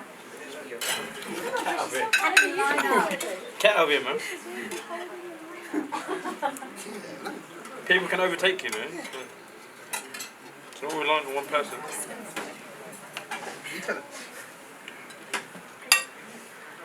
I've moved. Why is it not leaving me?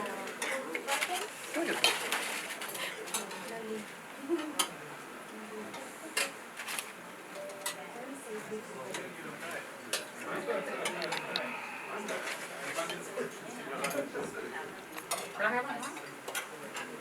Oh yeah, it's not too bad. It's somewhat okay. I'll let it go. Both sides, yeah, both sides. Look at the, see which one's going to be faster. Yeah. Why whenever this was like told to request that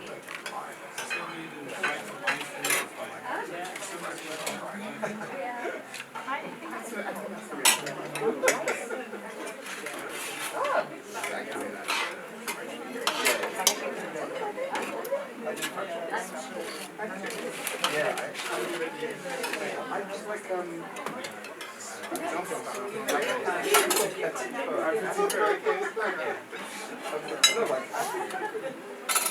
so I was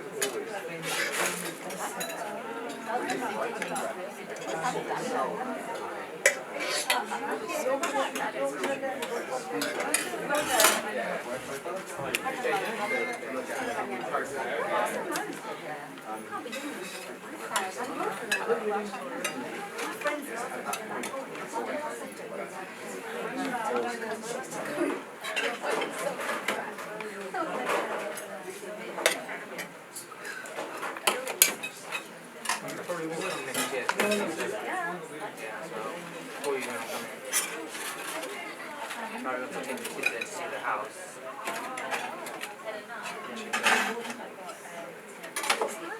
I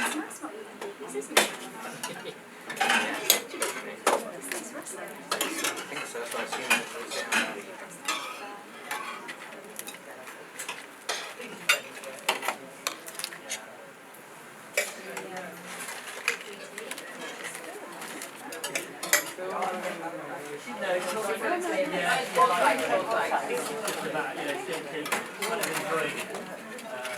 Well, I'm enjoying it. Now's kind of fun time. I feel they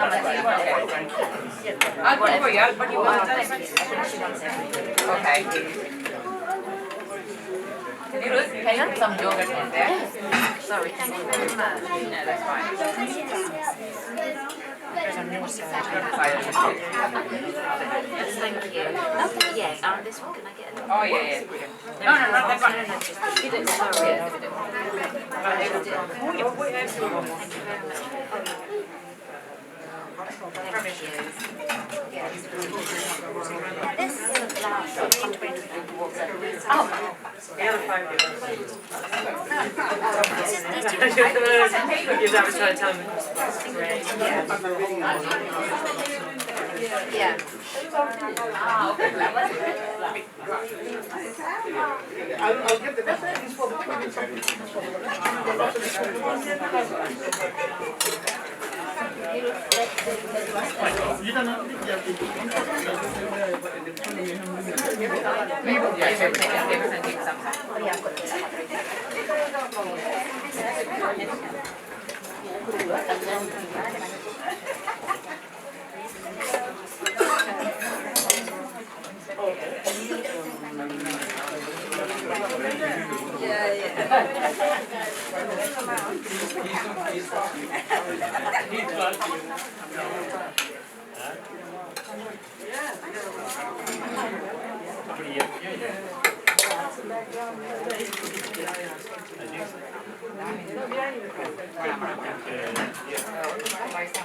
Please say that, that's okay.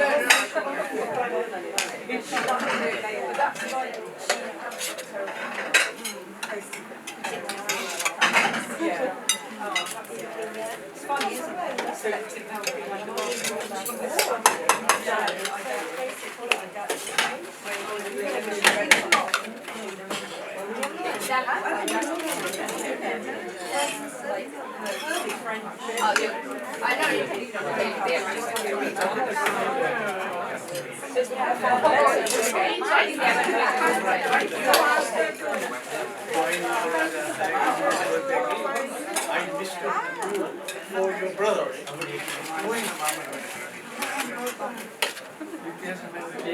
So you also said, I met him for the first time. Yeah, right.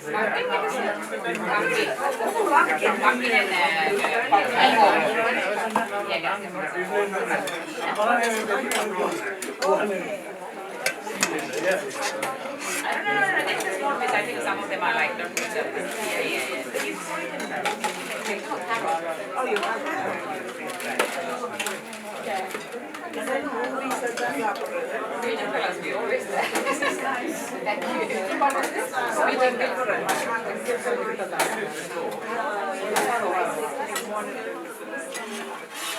And it's good to have two either side. Yeah. It's quick, more quicker. Yeah. Good idea. This is Russell.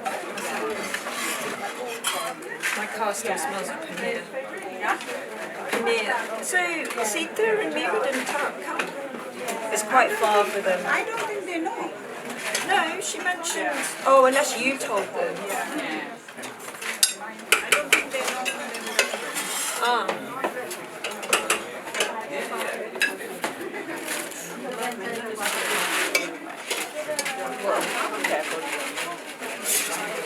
That's bitter, right? Yeah, that's very good. Good for you.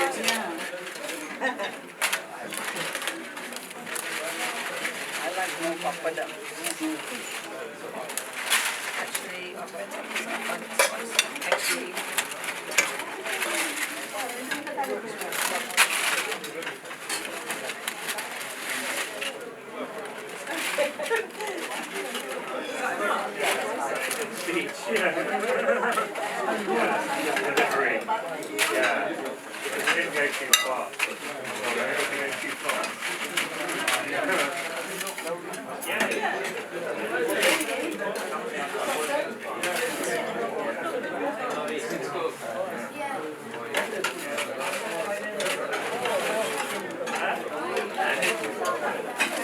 Otherwise it's not interesting.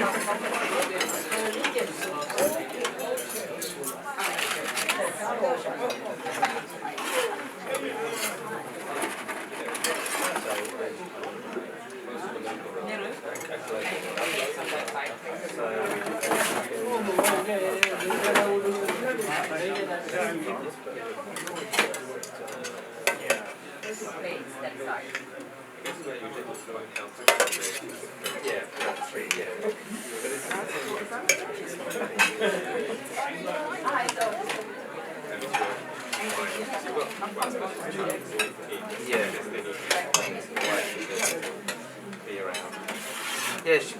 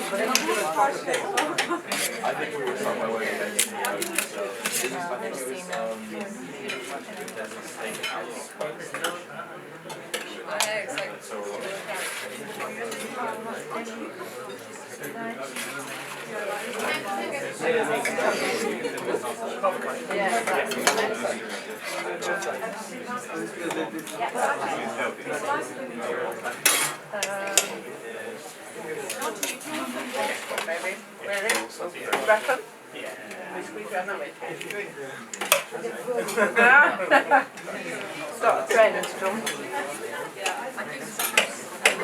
Sure wants to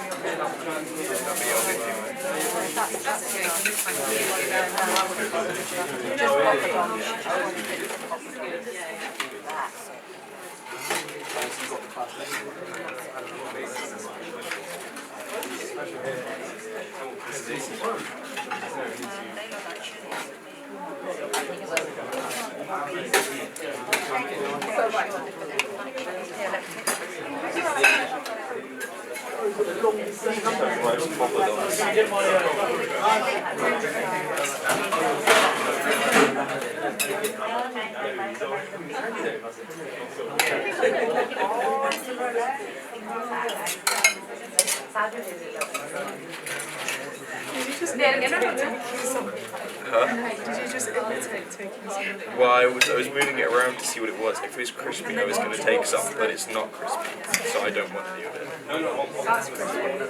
That's why I've taken some of it. Oh, yeah, but that's chili, so like spicy stuff. Well, I don't mind eating it, but it makes my bowels unhappy for several days. That's quite funny. Yeah, no, like I like if I want to, I can eat like Mando extra hot, but I'll just be pooing myself for 3 days, so it's not worth it. So I just need to settle. You had for some of a this little then? time. No, This is. Yeah, I think the grandma's the other way around. She's pretty good at that. She just makes it spicy. Have you had I can handle it. No. Get some of this. Just try it. It's like, honestly, just try it.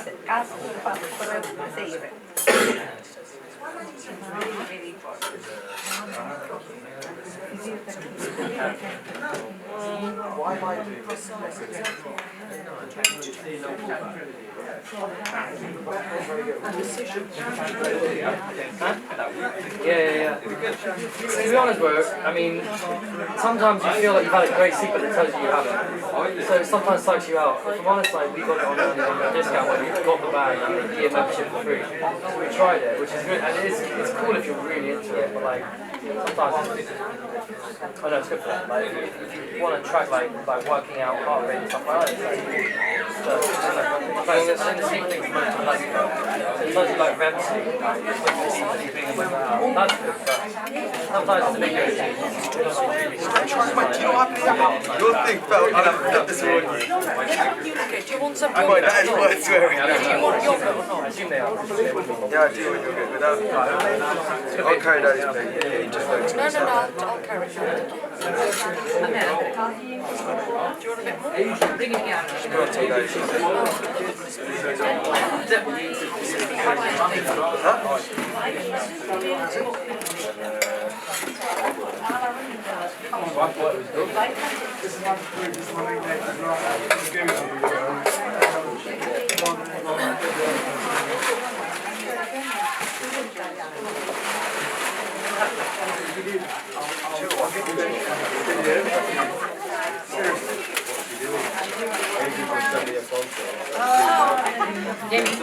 Jamie, drop off that one as well. Wait. Yeah. Okay, leave it.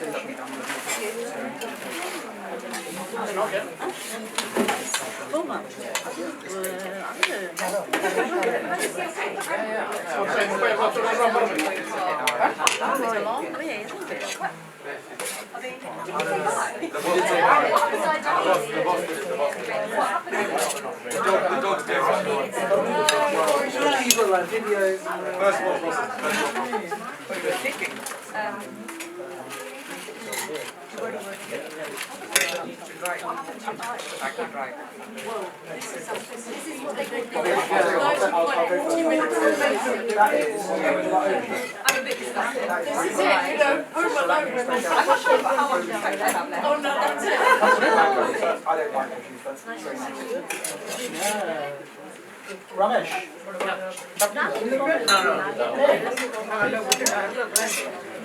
Move on it down there. That is like everyone's favourite.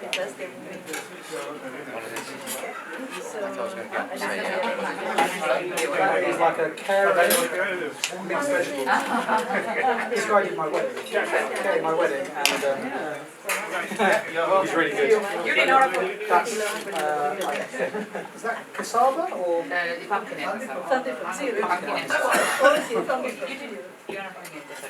Okay. He came and asked. That's dal. True enough, lentils. Really good. Have beans. So logical.